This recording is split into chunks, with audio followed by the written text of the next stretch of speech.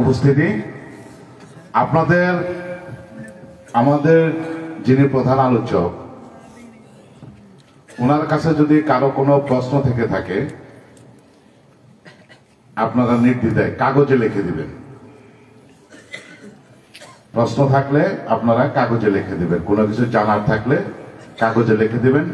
উনি ইনশাআল্লাহ সবার প্রশ্নের উত্তর কুরআন এবং হাদিসের আলোকে দেওয়ার চেষ্টা করবেন। ধন্যবাদ সবাইকে।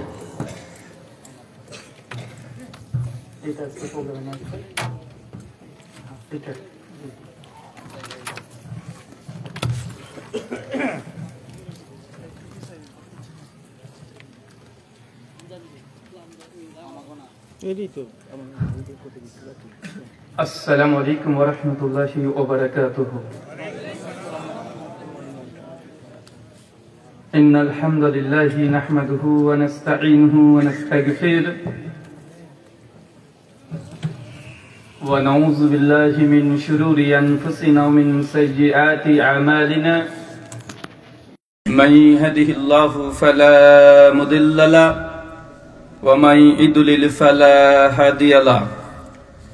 وأشهد أن لا إله إلا الله وحده لا شريك له وأشهد أن محمدا عبده ورسوله أما بعد فإن خير الحديث كتاب الله وخير الهدي هدي محمد صلى الله عليه وسلم وشر الأمور محدثاتها وكل محدثة بدعة وكل بدعة ضلالة وكل ضلالة في النار. أعوذ بالله السميع العليم من الشيطان الرجيم من همزه ونفخه ونفسه. يا أيها الناس اتقوا ربكم الذي خلقكم من نفس واحدة وخلق منها زوجها وبث منهما رجالا كثيرا ونساء واتقوا الله الذي تساءلون به والأرحام إن الله كان عليكم رقيبا. يا أيها الذين آمنوا اتقوا الله وقولوا قولا سديدا يصلح لكم أعمالكم يغفر لكم ذنوبكم ومن يطع الله ورسوله فقد فاز فوزا عظيما. قال رب اشرح لي صدري ويسر لي امري واحلل عقدة من لساني يفقهوا قولي ربي زدني علما وزدني فهما. সমস্ত প্রশংসা সেই মহান সত্তা আল্লাহ সুবহানাহু ওয়া তাআলার জন্য, যিনি আমাদের সৃষ্টি করেছেন। শুধু সৃষ্টি করেননি, এই পৃথিবীতে সহস্র কোটি মাখলুকাত সৃষ্টি করার পরেও যিনি আমাদের এই মানব জাতিকে সর্বশ্রেষ্ঠ জাতি, সর্বশ্রেষ্ঠ মাখলুকাত এবং সর্বশ্রেষ্ঠ নবী মুহাম্মদে আরবি সাল্লাল্লাহু আলাইহি ওয়াসাল্লামের উম্মত হিসেবে প্রেরণ করেছেন, সেই মহান সত্তা আল্লাহ সুবহানাহু ওয়া তাআলার সংক্ষিপ্ত শুকরিয়া সুজুদ আদায় করি তার নিজেরই শেখানো ভাষা দিয়ে। সকলে এক বাক্যে পড়ি আলহামদুলিল্লাহ।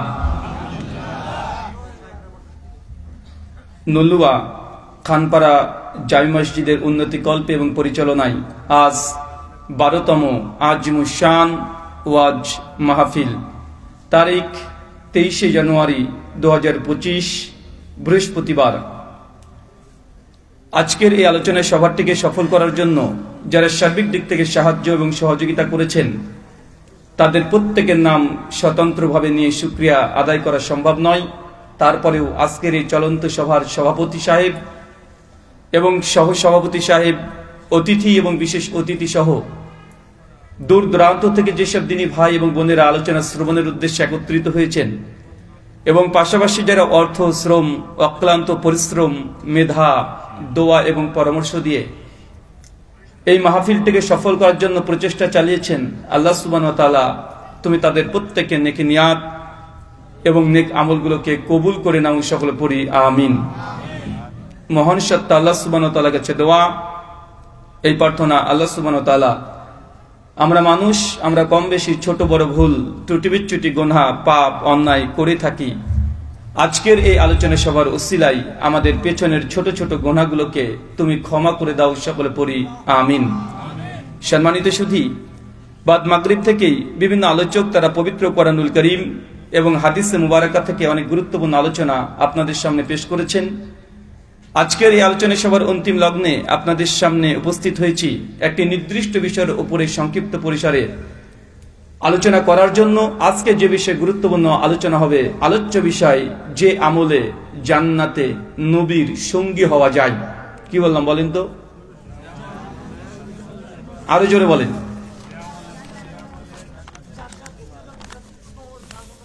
মাশাআল্লাহ, চাচা ভাঙা ভাঙা কণ্ঠে হলেও সম্পূর্ণটা বলতে পেরেছে। আর আপনারা এই 10 সেকেন্ডের মধ্যে আমি বক্তব্যের বিষয় কি বলেছি এটাকেই হাফ প্যান্ট করে দিয়েছেন। হাফ প্যান্ট বোঝেন তো, বললাম ফুল, আপনি করে দিলেন শর্ট ফর্মে। আলোচ্য বিষয় যে আমলে জান্নাতে নবীর সঙ্গী হওয়া যায়, খুব গুরুত্বপূর্ণ আলোচনা। আলোচনা বিষয়বস্তু থেকে উপলব্ধি করতে পারছেন যে এমন কিছু ইবাদত আমলের কথা আমরা আপনাদের জানাবো, আজকে শেয়ার করব। যে ইবাদত আমলগুলো করলে পরকালে যখন আল্লাহ সুবহানাহু ওয়া তাআলা জান্নাত এবং জাহান্নাম ভাগ করবেন, কিছু মানুষ তার আমল করবে, আল্লাহ সুবহানাহু ওয়া তাআলা বিশেষ রহমতে জান্নাতেও প্রবেশ করবে। তবে জান্নাতের অনেকগুলো ক্রাইটেরিয়া আছে। জান্নাতে মানুষ যখন যাবে সকলে এক পর্যায়ে বা এক পজিশনে থাকবে না। যেমন নবী আলাইহিস সালাম, তাদের জন্য জান্নাত এমন একটা মাকাম, এমন একটা মর্যাদা পূর্ণ একটি জায়গা যেখানে সাধারণ আমাদের মতো আম মানুষ সচরাচর প্রবেশ করতে পারবে না। পারবে? কথা বলেন। তাই জান্নাতের মধ্যে অনেকগুলো ক্রাইটেরিয়া আছে। আপনাদের কাছে প্রথমে প্রশ্ন, চাচা বলেন তো জান্নাত কয়টা? বুঝতে পারলাম না। ও বাবা, কে বলছে একটা, কে বলছে আটটা? আচ্ছা, যারা বলছেন জান্নাত একটা তারা একবার হাত তোলেন তো। মাশাআল্লাহ, হাত নামান। জান্নাত যে আটটা, এই পক্ষে কে কে আছেন একটু হাত তোলেন। মাশাআল্লাহ। আর বাকি যারা হাত তোলেন কে আপনারা? নির্দল পাত্রী, মানে কোন পক্ষে আপনারা না। আচ্ছা আচ্ছা, জাহান্নাম কয়টা? জাহান্নাম একটা। আচ্ছা, জাহান্নাম যে 7টা, এর পক্ষে কে কে আছেন একটু হাত তোলেন। মাশাআল্লাহ, হাত নামান। একটার পক্ষে কে কে আছেন একটু হাত তোলেন। এই একই অবস্থা তো, মানে কিছু মানুষের হাত তুলবে না। পা তুলতে বললে পা তুলবেন নাকি? হাত তুলতে বলছি সমস্যা না, ঠান্ডার কারণে হাতটাকে বের করতেও কষ্টবোধ মনে করছেন। তবে সত্য এবং সঠিক কথা হচ্ছে এইটা যে জান্নাত একটা, জাহান্নামও একটা। তবে জান্নাত একটা হলেও জান্নাতের দরজা, গেট, এটা হচ্ছে 8টা। জাহান্নামও একটা, কিন্তু জাহান্নামের দরজা, গেট, বাব, এটা হচ্ছে 7টা। জান্নাতের দরজার অনেকগুলো নাম আছে। যেন একটা আছে বাবু রাইয়ান, মানে এই দরজা দিয়ে জান্নাতের সেই সমস্ত মুমিন মুসলিমরা প্রবেশ করবে যারা দুনিয়াতে অধিকতম সিয়াম, রোজা পালন করেছে। সেদিন ফেরেশতারা জান্নাতের দরজাতে দাঁড়িয়ে থাকবে আর চিৎকার মেরে ডাকবে, কে আছে উম্মতে যারা অধিক পরিমাণে সিয়াম পালন করেছে, রোজা পালন করেছে, তাদের আজকে এই গেট দিয়ে প্রবেশ করার জন্য আল্লাহ সুবহানাহু ওয়া তাআলা স্পেশাল ভাবে আপনাদের জন্য দরজা, জান্নাতের দরজা, গেট তৈরি করে রেখে দিয়েছেন। যারা অধিক পরিমাণে সাদাকা দান করেছে তাদের জন্য স্পেশাল আল্লাহ সুবহানাহু ওয়া তাআলা স্পেশাল ভাবে গেট তৈরি করে রেখেছেন। যারা বেশি বেশি তাহাজ্জুদের সালাত আদায় করেছে তাদের জন্য অতিরিক্ত একটা দরজা, গেট দিয়ে আপনাকে প্রবেশ করাবে। যখন আপনি যে গেট দিয়ে প্রবেশ করবেন, মানুষ দেখেই বুঝতে পারবে এই ব্যক্তির আমল, এটা দরজা যেহেতু সিয়াম, রোজা বেশি করেছে, প্রবেশ করলেই মানুষ বুঝে নেবে আপনি রোজা সবচেয়ে বেশি করেছেন। দেখবেন যখন প্রাইজ দেয় স্কুল বা কলেজে বা ইউনিভার্সিটিতে খেলাধুলা হলে, প্রথমে একটা উঁচু জায়গা থাকে, তারপর একটু নিচু থাকে, আর একটা নিচু থাকে, থাকে কি থাকে না? এখন যে ফার্স্ট হয় তাকে উঁচু জায়গাতে দাঁড়িয়ে প্রাইজ দেওয়া হয়। যে একটু সেকেন্ড হয়েছে একটু নিচু জায়গায়, যে থার্ড হয়েছে তাকে আরেকটু নিচু জায়গায় দেওয়া হয়, কি হয় না? মানুষকে বলার প্রয়োজন নেই যে কে ফার্স্ট হয়েছে কে সেকেন্ড হয়েছে, শুধু কোন জায়গাতে দাঁড়িয়ে আছে দেখলে মানুষ বুঝে নেবে এই ছেলেটা ফার্স্ট হয়েছে, এ সেকেন্ড, এ থার্ড। আল্লাহ সুবহানাহু ওয়া তাআলা জান্নাতেও এমন দরজা তৈরি করে রেখেছে যে যে বেশি আমল করবে, যে আমলটা বেশি করবে, সেই দরজা দিয়ে ফেরেশতাটাকে ডেকে ডেকে একদম অভ্যর্থনা জানিয়ে জান্নাতে প্রবেশ করাবে। ঠিক একইভাবে এমন কিছু আমল আছে যে আমলগুলো করলে এক একটা জাহান্নামের গেট আছে ওই দিক দিয়ে, যারা জেনা করেছে তাদের জন্য স্পেশাল একটা গেট আছে। যখন ওই গেট দিয়ে প্রবেশ করবেন মানুষ বুঝে নেবে লোকটা জেনা করেছে, বিধায় আজকে এই গেট দিয়ে প্রবেশ করছে। কথা কি বুঝতে পারছেন? যে বেশি সুদ খেয়েছে, ঘুষ খেয়েছে, জেনা ব্যভিচার পাপাচারের সঙ্গে লিপ্ত আছে, তাদের জন্য স্পেশাল ভাবে আলাদা দরজা আল্লাহ তৈরি করে রেখে দিয়েছে। মানুষও বুঝে নেবে এই দরজা মানে এটা জেনার দরজা। যারা জেনা করেছে এই গেট দিয়ে তারা প্রবেশ করবে। আলোচ্য বিষয় যে আমলে জান্নাতে নবীর সঙ্গী হওয়া যায়, এমন একটি আলোচ্য বিষয়। আপনি কখনো নিজেকে কল্পনা করে দেখেছেন চাচা, আমরা যে ব্যক্তিটার অনুসরণ করি সে ব্যক্তির নাম কি? মুহাম্মদ সাল্লাল্লাহু আলাইহি সাল্লাম। এই ব্যক্তিকে আমরা অন্ধের মতো অনুসরণ করি।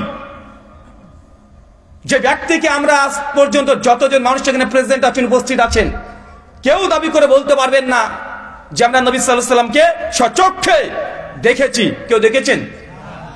এমন একজন ব্যক্তির আমরা আনুগত্য অনুসরণ করি যাকে চোখে কখনো দেখি নাই। শুধু দেখি না এমনটি নয়, তার কণ্ঠস্বর কেমন, তার কণ্ঠস্বরও আমরা কেউ পৃথিবীতে যত মানুষ আছে কেউ শুনেছে, কেউ শুনি নাই। চিন্তা করে দেখেন, তারপর আমরা মুহাম্মদ সাল্লাল্লাহু আলাইহি সাল্লামকে জানের চাইতেও, কলিজার চাইতেও বেশি ভালোবাসি কি বাসি না? নিজের বাপকে কেউ যদি গালি দেয়, নিজের মাকে কেউ যদি গালি দেয়, স্ত্রী পুত্র কন্যা সন্তানকে কেউ যদি গালি দেয়, আমরা যত না কষ্ট পাই, আমার নবীকে কেউ যদি বাজে একটা শব্দ ব্যবহার করে তার চাইতে বেশি হৃদয় থেকে রক্তক্ষরণ হয় কি হয় না? অথচ যাকে গালি দেওয়া হচ্ছে তাকে কোনোদিন আমরা চোখ দিয়ে দেখি নাই, তার কণ্ঠস্বর কেমন সেটা কখনো শুনি নাই, যার ভাষার সঙ্গে আমাদের ভাষার কোনো মিল নেই। তিনি কথা বলতেন আরবি ভাষায়, আমি আপনি কথা বলেন বাংলা ভাষায়। যার সঙ্গে আমাদের বয়সের ডিস্টেন্স প্রায় 1450 বছর আগে তিনি দুনিয়াতে এসে চলে গেছেন, তার সঙ্গে কোনোদিন আমাদের মুলাকাত হয় নাই, যার ভাষাটা আমাদের সঙ্গে কোনো সম্পর্ক নেই। তারপরেও এই ব্যক্তিকে জানের চাইতে আমরা বেশি ভালোবাসি কি বাসি না? যার বাড়ির দূরত্ব থেকে আমাদের বাড়ির দূরত্ব প্রায় 7000 কিলোমিটার। কত হাজার কিলোমিটার? কোথায় সে মদিনা আর কোথায় সেটা বাংলাদেশ? যদি বিমানেও যেতে চান তারপর 10 থেকে 12 ঘন্টা আপনাকে সময় ব্যয় করতে হয়। একটা বিমান কমপক্ষে 1000 কিলোমিটার গতিতে ছুটে চলে। আপনি যদি মনে করেন ট্রেন বাসে যাব, কমপক্ষে 1.5 থেকে 2 মাস মানুষকে রাস্তা অতিবাহিত করে যেতে হয়, প্রায় 7000 কিলোমিটার। তারপরে সে মানুষটাকে না দেখেও আমরা যে ভালোবাসি, আমাদের মধ্যে যে ভালোবাসা আল্লাহ সুবহানাহু ওয়া তাআলা দিয়েছেন, এই জন্য সকলেই আর একবার আল্লাহ সুবহানাহু ওয়া তাআলার শুকরিয়া আদায় করি, সকলে পড়ি আলহামদুলিল্লাহ। সম্মানিত শুধু আলোচ্য বিষয় যে আমলে জান্নাতে নবীর সঙ্গী হওয়া যায়। ভাই নবীর সঙ্গী হতে মন চায় না? দেখেন তো ভাই, চিন্তা করে দেখেন, একটু নিজেকে ফিল করার চেষ্টা করেন যে 1400 বছর আগে একজন ব্যক্তি এসেছিলেন দুনিয়াতে, যাকে চোখ দিয়ে কখনো আমরা দেখি নাই, কিন্তু তাকে আমরা হুবহু নকল করছি, যা তিনি বলেছেন তাই করছি। আজকে এত আয়োজন কেন? কার জন্য? আমার জন্য না। লাখ লাখ টাকা খরচ করছেন কার জন্য? আমি এসে আলোচনা করবো তার জন্য না। এটা পরোক্ষ কারণ। প্রত্যক্ষ কারণ এটাই যে আজকে আমি ইন্ডিয়া থেকে এসেছি, মুহাম্মদ সাল্লাল্লাহু আলাইহি ওয়াসাল্লাম সম্পর্কে জানাবো, আল্লাহ প্রসঙ্গে জানাবো, এই জন্য লক্ষ টাকা খরচ করে এই আয়োজন। এটা আমার জন্য নয়, আমি পরোক্ষ কারণ। প্রত্যক্ষ কারণ হচ্ছে মুহাম্মদ সাল্লাল্লাহু আলাইহি ওয়াসাল্লাম, যাকে আমরা চোখ দিয়ে দেখি নাই, কিন্তু আমাদের প্রত্যেকের মন একবার চাই যদি সত্যি নবীর সহবত একবার পেতাম, নবীকে 2 চোখ দিয়ে একবার দেখতাম, তার কণ্ঠস্বরটা যদি শুনতে পেতাম, কতই না তারা উত্তম। আবু বকর রাদিয়াল্লাহু আনহু, যিনি আল্লাহ নবীর পেছনে দাঁড়িয়ে দাঁড়িয়ে নামাজ পড়েছে, জোহর পড়েছে, আসর, মাগরিব, ইশা, তাহাজ্জুদ সব পড়েছে, নবীর সঙ্গে মক্কা থেকে মদিনা হিজরত করেছে, যুদ্ধে একসঙ্গে নবীর সঙ্গে চলেছে, রাস্তাঘাট সবসময় একসঙ্গে নবীর সঙ্গে ছিল, যুদ্ধ করে নবীজিকে আত্মরক্ষা করেছে, জান দিয়ে দিয়েছে সাহাবীরা। ওই ব্যক্তি, তার নাম কি? নাম কি? মুহাম্মদ সাল্লাল্লাহু আলাইহি সাল্লাম। তাকে যারা দেখেছে, আরবিতে তাদেরকে বলা হয় সাহাবী, বাংলা করলে হয় সঙ্গী। কিন্তু আল্লাহ সুবহানাহু ওয়া তাআলা আমাদের তাকদিরে, আমাদের ভাগ্যে সাহাবী হওয়া রাখে নাই। যদি আমাদের অন্তরে দুঃখ কষ্ট অনেকের মধ্যে আছে, যে নবীকে একবার দেখতে পেতাম, তাহলে আল্লাহ নবীর পেছনে আমরা নামাজ পড়তাম। ভাই এমন নেশা, এমন আকাঙ্ক্ষা আমাদের আছে না নাই? এটা রাখতে হবে, না থাকলেও ফিল করতে হবে।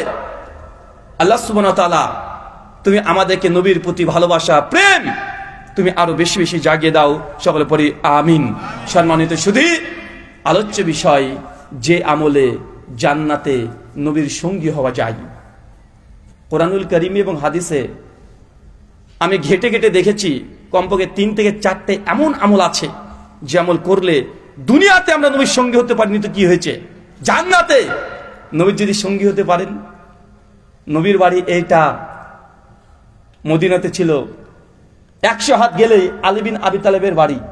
যারা হজ উমরা করেছেন তারা জানেন, সকালে ঘুম থেকে উঠেছে, নবীর সঙ্গে সাক্ষাৎ হয়েছে। তার পাশেই আবু বকর রাদিয়াল্লাহু আনহুর বাড়ি, তার পাশে আমিরে হামজা, তার পাশেই ঘর আছে হানজালা রাদিয়াল্লাহু আনহার, ফাতেমা রাদিয়াল্লাহু আনহার।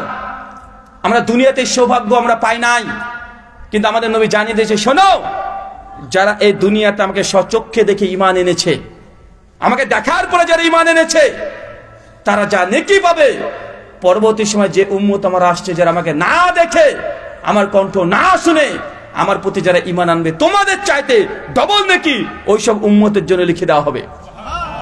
কত ভাগ্যবান! তাহলে দেখেন, সাহাবীরা যদি একটা আমল করে যদি 1 নেকি পায়, আমাদের যদি নবী সাল্লাল্লাহু আলাইহি ওয়াসাল্লামের প্রতি ভালোবাসা থাকে আর সেই ইবাদত যদি সুন্নাত মোতাবেক হয়, তাহলে আমাদের জন্য ডবল নেকি আল্লাহর নবী আমাদের পক্ষ থেকে জানিয়ে দিয়েছেন। কেন? আমরা না দেখে তাকে ভালোবেসেছি, না দেখে তার সুন্নাতের উপরে আমল করার চেষ্টা করছি, না দেখেও একটা মানুষকে যে ভালোবাসা যায় তার জ্বলন্ত দৃষ্টান্ত আজকে যত মানুষ এখানে বসে আছেন প্রত্যেকেই নবীকে না দেখে আপনারা ভালোবাসেন। আচ্ছা, দুনিয়াতে আপনি মানুষকে ভালোবাসেন, বাসেন না ভাইজান?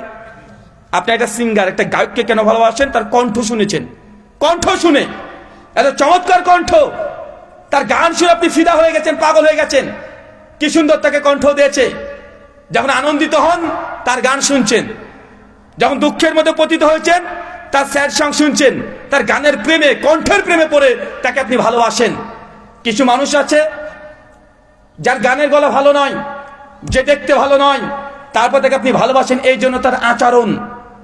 দেখা যাচ্ছে এত সে দয়ালু ব্যক্তি, অন্যের দুঃখে সে দুঃখিত হয়, আপনাকে সাহায্য করেছে, আপনাকে সহযোগিতা করেছে, এই জন্য তার আচরণের প্রতি আপনি এতটাই আকৃষ্ট হয়ে গেছেন, ওই মানুষটাকে আপনি ভালোবাসেন। বাসেন কি বাসেন না? আর এমন কিছু মানুষ আছে যার বাহ্যিক সৌন্দর্য দেখে আপনি পাগল হয়ে গেছেন। যেমন আপনার স্ত্রী, আপনি যখন বিয়ে করতে যান, যখন মেয়েটিকে পছন্দ করেছেন, বা যুবকদেরকে বলি তোমাদের গার্লফ্রেন্ড, ভালোবাসার মানদণ্ড কি? কেন মেয়েটিকে তুমি ভালোবাসো? বা ওই মেয়েটি তার বয়ফ্রেন্ড তথা ওই ছেলেটিকে কেন ভালোবাসে? মাঝখানে কিচ্ছু নাই, অন্ধের মতো দেখতে ভালো লেগেছে, প্রেমে পড়ে গেছো, আছে না নাই? কথা বলেন। কিন্তু আল্লাহ নবীর সঙ্গে যে আমাদের ভালোবাসা, আমাদের প্রেম, তার কণ্ঠ শুনে, তার আচরণ দেখেছি, তার ব্যবহার আমরা দেখেছি, সে আমাকে টাকা পয়সা দিয়ে সহযোগিতা করেছে, কিছুই করে নাই, তারপর আমরা ভালোবাসি। চিন্তা করে দেখেন, সেই সময় আবু জাহেল, আবু লাহাব, উতবা, সাইবা, কতই তারা কপাল পরা নবীকে দেখেছে, তারপরেও তার প্রতি ঈমান আনে নাই। অনেক মানুষ বলে যে রুহুল আমিন ভাই, আমরা যদি নবীর সময়তে যদি জন্মগ্রহণ করতাম তার নবীর প্রতি ঈমান আনতাম। যদি সত্যি আল্লাহ নবী যদি আমাদের সময় থাকতো, আমি তার পেছনে নামাজ পড়তাম, জীবনে নামাজ কাজা করতাম না। ভাই এমন মানুষ আছে না নাই? এরা হচ্ছে ফাঁকিবাজ। এরা কি বলেন তো? এরা অজুহাত পেশ করছে যে নবীর সঙ্গে যদি থাকতাম অবশ্যই আমি যুদ্ধে নবীর সঙ্গে যেতাম, অবশ্যই নামাজ পড়তাম, জীবনের নামাজকে কাজা করতাম না, কিন্তু আল্লাহ আমাদের ভাগ্যে নবী রাখে নাই, এই জন্য আমি নামাজে যাচ্ছি না। এমন অজুহাত পেশ করে কি করে না? করে। চলেন আমরা গুটি কয়েক আমলের কথা আপনাকে বলবো, আলোচনা লম্বা করব না। আর মায়েদেরকে বলি, অনেকে ভাবতে পারেন ভারত থেকে বক্তা এসেছে মানে সুর দিয়ে আলোচনা করবে, বা গজল বলবে, বা হিন্দি সিনেমার গান বলবে, বা কবিতা বলবে, বা হাসাবে, বা কাঁদাবে, এমন কিছু করব না। আমার কথা, আমার আলোচনা, কাটা কাটা যে কথাগুলো বলছি এটা আমার আলোচনা। কথা বুঝতে পারছেন? এ মাগো বলে একটানে একদম ঢাকা আসলে চলে যাবো এমনটা নয়। অল্প কথা বলবো, যে কথাগুলো আপনার ব্রেনে যেন থাকে। কেন আমাদের আলোচনা মজলিসগুলো এখন এমন হয়ে গেছে, ওয়াজ মাহফিল মানে পঞ্চরস। দেখেন না যে ওয়াজ করতে করতে, মানে জিকির করতে করতে একদম সামিনা উঠে পড়েছে, দেখা যায় না? মানে হুজুর এমন ভাবে ওয়াজ করছে, দর্শক উঠে এসে হুজুরকে লিপকিস করছে, একদম লিপকিস। লিপকিস বোঝেন তো? ঠোঁট টু ঠোঁট একদম, মানে এমন এমন ওয়াজ চলছে। কিছু হুজুর আবার বলছে, শ্রোতারা বলছে, হুজুর ওই বিড়ি খাওয়াটা দেখেন, বিড়ি খাওয়াটা। উনি একটা বিড়ির মতো করে কাগজকে ভাঁজ করে বিড়ি খাওয়ার স্টাইল দেখাচ্ছে। এমন ওয়াজ আছে না নাই? আর বক্তাও আছে ভ্যারাইটিস, বিভিন্ন ডিজাইনের বক্তা, কেমন 36 ইঞ্চি বক্তা। এখন ওকে কি ওয়াজ শুনতে আসে না, তাকে দেখতে আসে? 36 ইঞ্চি মারাত্মক বক্তা, বাপরে বাপ। নারী ছিল পুরুষ হয়ে গেছে রাত্রারাত্রি, এটাও বক্তা আছে না নাই? কথা বলেন। মানে বক্তার অনেকগুলো কোয়ালিটি। এই বক্তা কি একসঙ্গে 12 রকমের টোন করতে পারে। মানে একজন বক্তা কিন্তু 12 জন বক্তার মতো কণ্ঠ করে ওয়াজ করে শোনাতে পারে, ও বক্তা আছে না নাই? একজন বক্তা আছে সৌদি মক্কা মদিনা মতো আজান দিয়ে কণ্ঠে আজান দিতে পারে, এই জন্য সেও ভাইরাল, তারও অনেক ফ্যান ফলোয়ার আছে না নাই? কথা বলেন। কে এসে বলছে বসেন বসেন জিকির তুলে দিচ্ছে, ও তো ডবল ভাইরাল। তার মানে আমাদের এই ওয়াজ মাহফিলে মঞ্চগুলো ইলমি মার্কাজ থেকে আজকে হাসি ঠাট্টা তামাশা চলছে কি চলছে না? চলছে। আল্লাহ সুবহানাহু ওয়া তাআলা আমাদের আহলে হাদিস এই মার্কাজগুলোকে, ইলমের ময়দান জলসাগুলোকে আলহামদুলিল্লাহ আজ পর্যন্ত হেফাজত করেছে। এবং বাদরামি বদমাইশি অন্তত আহলে মসজিদে মাদ্রাসায় ওয়াজ মাহফিলে হয় না। এই জন্য আল্লাহ শুকরিয়া বেশি বেশি করে আদায় করবেন। সবার হয়ে গেছে। দেখেন সব দলে কিছু কিছু জোকার বক্তা আছে না ভাইজান? মানুষকে শুধু হাসায়, মানে এর জন্য যা দরকার তাই করবে। স্টেজে উঠে জুতো তুলে দেখাচ্ছে, যত জুতো পিটা করব। আর কিছু কিছু বক্তা আছে ডিরেক্ট বাংলা, গোদা বাংলা ভাষায় ও গালিগালাজও করে, আছে না নাই? ডাইরেক্ট গালি দিচ্ছে। এটা ইলমের জায়গা, পবিত্র ময়দান, এটাকে নাপাক করেছে না? আলহামদুলিল্লাহ আহলে হাদিস ওয়াজ মাহফিলগুলো এখনো নোংরা হয় নাই। আল্লাহ সুবহানাহু ওয়া তাআলার শুকরিয়া আদায় করি, সকলে পড়ি আমিন। সম্মানিত শুধু চলেন, যে আমলে নবীর জান্নাতের সঙ্গী হওয়া যায়, প্রথম আমল নোট করেন, সূরা নিসা সূরা নম্বর 4 আয়াত নাম্বার 69 69। আল্লাহ বলছেন মা ইউতিল্লাহ ওয়া রাসূলহু, যে ব্যক্তি আমি আল্লাহর ইবাদত করবে এবং রাসূলের অনুসরণ করবে, তারা কার সঙ্গে থাকবে? ওয়া নবীন, তারা জান্নাতে যখন যাবে তখন নবীদের সঙ্গী হবে। ওয়া সিদ্দিকিন, যারা সিদ্দিক সত্যবাদী আবু বকর রাদিয়াল্লাহু আনহু তার সঙ্গী হবে। ও শুহাদা, যারা শহীদ হয়ে গেছে। কারা শহীদ হয়ে গেছে? আশারে মুবাশশারা থেকে শুরু করে বদরের 313 জন সাহাবী, আমিরে হামজা হানজালা রাদিয়াল্লাহু আনহু, এই মস্ত বড় বড় সাহাবীদের সঙ্গী হবে। ও সালেহীন, এবং উম্মতের নেককার পরহেজগার ব্যক্তিদের সঙ্গে জান্নাতে সেই সময়তে থাকবে। নেককার পরহেজগার ব্যক্তি কে? ইমাম বুখারী, ইমাম মুসলিম, ইমাম আবু দাউদ, ইমাম তিরমিজি, ইমাম আবু হানিফা, ইমাম শাফি, ইমাম মালিক, ইমাম আহমদ বিন হাম্বল, এদের সঙ্গে কিয়ামতের মাঠে থাকবে। শর্ত কি বলেন? শর্ত কি? আমার সঙ্গে কথা বলতে হবে। কোন আমল করলে নবীর সঙ্গে হওয়া যায়? কথা তো আসতে হচ্ছে কেন? কোন ইবাদত করলে নবীর সঙ্গী হবেন? কি করলে? কখন বললাম চাচা? নামাজ পড়লে। আল্লাহ নবীর আনুগত্য অনুসরণ, কি বললাম? নবীর যদি অনুসরণ করেন তাহলে জান্নাত নবীর সঙ্গী হবেন। নবীর বাড়ি যদি এখানে হয়, পাশের বাড়িটা আপনার হবে। কেন? আপনি নবীর আনুগত্য অনুসরণ করেছেন। নবীর আনুগত্য কি, অনুসরণ কি? নবী যা আদেশ করেছে আপনাকে তাই গ্রহণ করতে হবে। মা আতাকুমুর রাসূলু ফাখুযুহু, আমার নবী তোমাকে যা দেয় তা গ্রহণ করে নাও। সূরা হাসর আয়াত নম্বর 7 এর শেষ অংশ, কুল ইন কুনতুম তুহিব্বুন আল্লাহ ফাত্তাবিউনি, সত্যি যদি তুমি আল্লাহকে ভালোবাসতে চাও, সত্যি যদি তুমি আল্লাহর প্রেমিক হতে চাও, ফাত্তাবিউনি, আমার নবীর আনুগত্য অনুসরণ করো। সূরা আলে ইমরান আয়াত নম্বর 31। তার মানে বুঝলাম, নবীকে যদি ভালোবাসতে চান, নবীর আনুগত্য অনুসরণ ব্যতীত নবীর সঙ্গে জান্নাতে থাকা সম্ভব নয়। নবীর আনুগত্য কেমন চাচা? প্রথমে বাহ্যিক আনুগত্য, নবীকে যে ভালোবাসেন এটা প্রমাণ দিতে হবে। প্রথম, মুখে দাড়ি রাখতে হবে। কঠিন মনে হলো না? হ্যাঁ, যুবকরা ভাবছে যে কি যে বললো, প্রথমে দাড়ি রাখতে হবে, তাহলে বউ তো পালাবে। আর যাদের বিয়ে হয়নি তারা ভাবছে যদি দাড়ি রাখি তাহলে বিয়েই হবে না। আচ্ছা, কে কে বিয়ে করেছেন একটু হাত তোলেন তো। মাশাআল্লাহ, হাত নামান। কে কে বিয়ে করেননি তারা হাত তোলেন। এটাও তো হাত তুলেছে, দেখেন। বয়স কত বাপ? 12 বছরেও হাত তুলছে, দেখে বোঝা যাচ্ছে তোমার বিয়ে হয়নি। আচ্ছা, কে কে বিয়ে করতে চান কিন্তু আব্বা মা দেয় না, লজ্জা লাগে বলতে? এই রুগী কে কে আছেন একটু হাত তোলেন তো। হ্যাঁ, কে আছে মানে বিয়ে করতে মন চায় কিন্তু আব্বা মা দেয় না, অত লজ্জাতে বলতে পারেন না বাপ মাকে? কেউ আছেন আজকে? কেউ নাই? হ্যাঁ, শরম পায় চাচা। এই যে শরম পাচ্ছে না, এটাই প্রমাণ যে ও এখনো বিয়ের যোগ্য হয়নি। সহিহ বুখারী কিতাবুন নিকাহ হাদিস নাম্বার 5090 আল্লাহর নবী বলছেন, ইয়া মাশশাজারা শাবাব, হে যুবক দল, যাদের সামর্থ্য আছে তারা বিয়ে করো। তো আপনার বলারই সামর্থ্য হয়নি যে আব্বা বিয়ে করব, মানে বলতে লজ্জা পান, তাহলে আপনার বিয়ে করার এখনো যোগ্যতা আপনি অর্জন করতে পারেননি। নবী বলছে যার বিয়ে করার যোগ্যতা হয় নাই সে রোজা পালন করবে। কি করবে? রোজা পালন করবে। তো যাদের বয়স হয়ে গেছে, বিয়ে করার বয়স হয়ে গেছে, আব্বাকে বলতে পারেন না, কি করবেন? কাল থেকে রোজা শুরু করে দিবেন, প্রত্যেক সোমবার আর প্রত্যেক বৃহস্পতিবার সিয়াম পালন করবেন। এটাও আল্লাহ নবীকে ভালোবাসার একটা আলামত। আল্লাহ নবী প্রত্যেক সোমবার আর প্রত্যেক বৃহস্পতিবার তিনি সিয়াম পালন করতেন। আল্লাহ নবীকে জিজ্ঞাসা করা হলো, ইয়া রাসূলুল্লাহ, আপনি প্রতি সোমবার আর বৃহস্পতিবার কেন সিয়াম রাখেন, কেন রোজা রাখেন? সে মুসলিম কিতাবুস সিয়াম হাদিস নাম্বার 1164। আল্লাহ নবী বলছেন, সোমবার আমি জন্মগ্রহণ করেছি শুকরিয়া আদায় করার জন্য, আমি সিয়াম রোজা পালন করি। আর প্রত্যেক বৃহস্পতিবারে সপ্তাহে যত একজন মুমিন আমল করেছে, সেই দিন স্পেশাল একটা ফেরেশতা দুনিয়াতে আসে আর ওই আমলগুলো সবগুলো আসমানে নিয়ে চলে যায়। আমাদের নবী বলছেন, আমি চাই যেই দিন ফেরেশতা এসে সপ্তাহের আমলগুলো আকাশে নিয়ে যাবে, ওই দিন আমি যেন রোজা অবস্থায় থাকি, এটা ফেরেশতা যেন দেখে। এই জন্য আমি এই দিনে সিয়াম তথা রোজা পালন করি। ইনশাআল্লাহ করবো তো সোমবার বৃহস্পতিবার। ফজিলত কি পাবেন? যে সোমবার আর বৃহস্পতিবার সিয়াম রোজা পালন করেন, নবীর সঙ্গী হবেন, জান্নাতে নবীর প্রতিবেশী হবেন। নবীর বাড়ি যদি এইটা হয়, তার পাশের বাড়ি আপনার এইটা হবে। আপনি আবু বকরের মতো দুনিয়াতে নবীর পাশে থাকতে পারেন নাই, জান্নাতে নবীর প্রতিবেশী হওয়ার ইচ্ছা আছে না নাই? যদি থাকে, সোমবার বৃহস্পতিবার সিয়াম। মায়েরা যারা আমাদের কথা শুনছেন, প্রত্যেক সোমবার বৃহস্পতিবার সিয়াম পালন করতে অভ্যস্ত হন, ইনশাআল্লাহ জান্নাতে নবীর সঙ্গী হওয়া যাবে। যুবকদেরকে বলেছি, দাড়ি রাখতে হবে।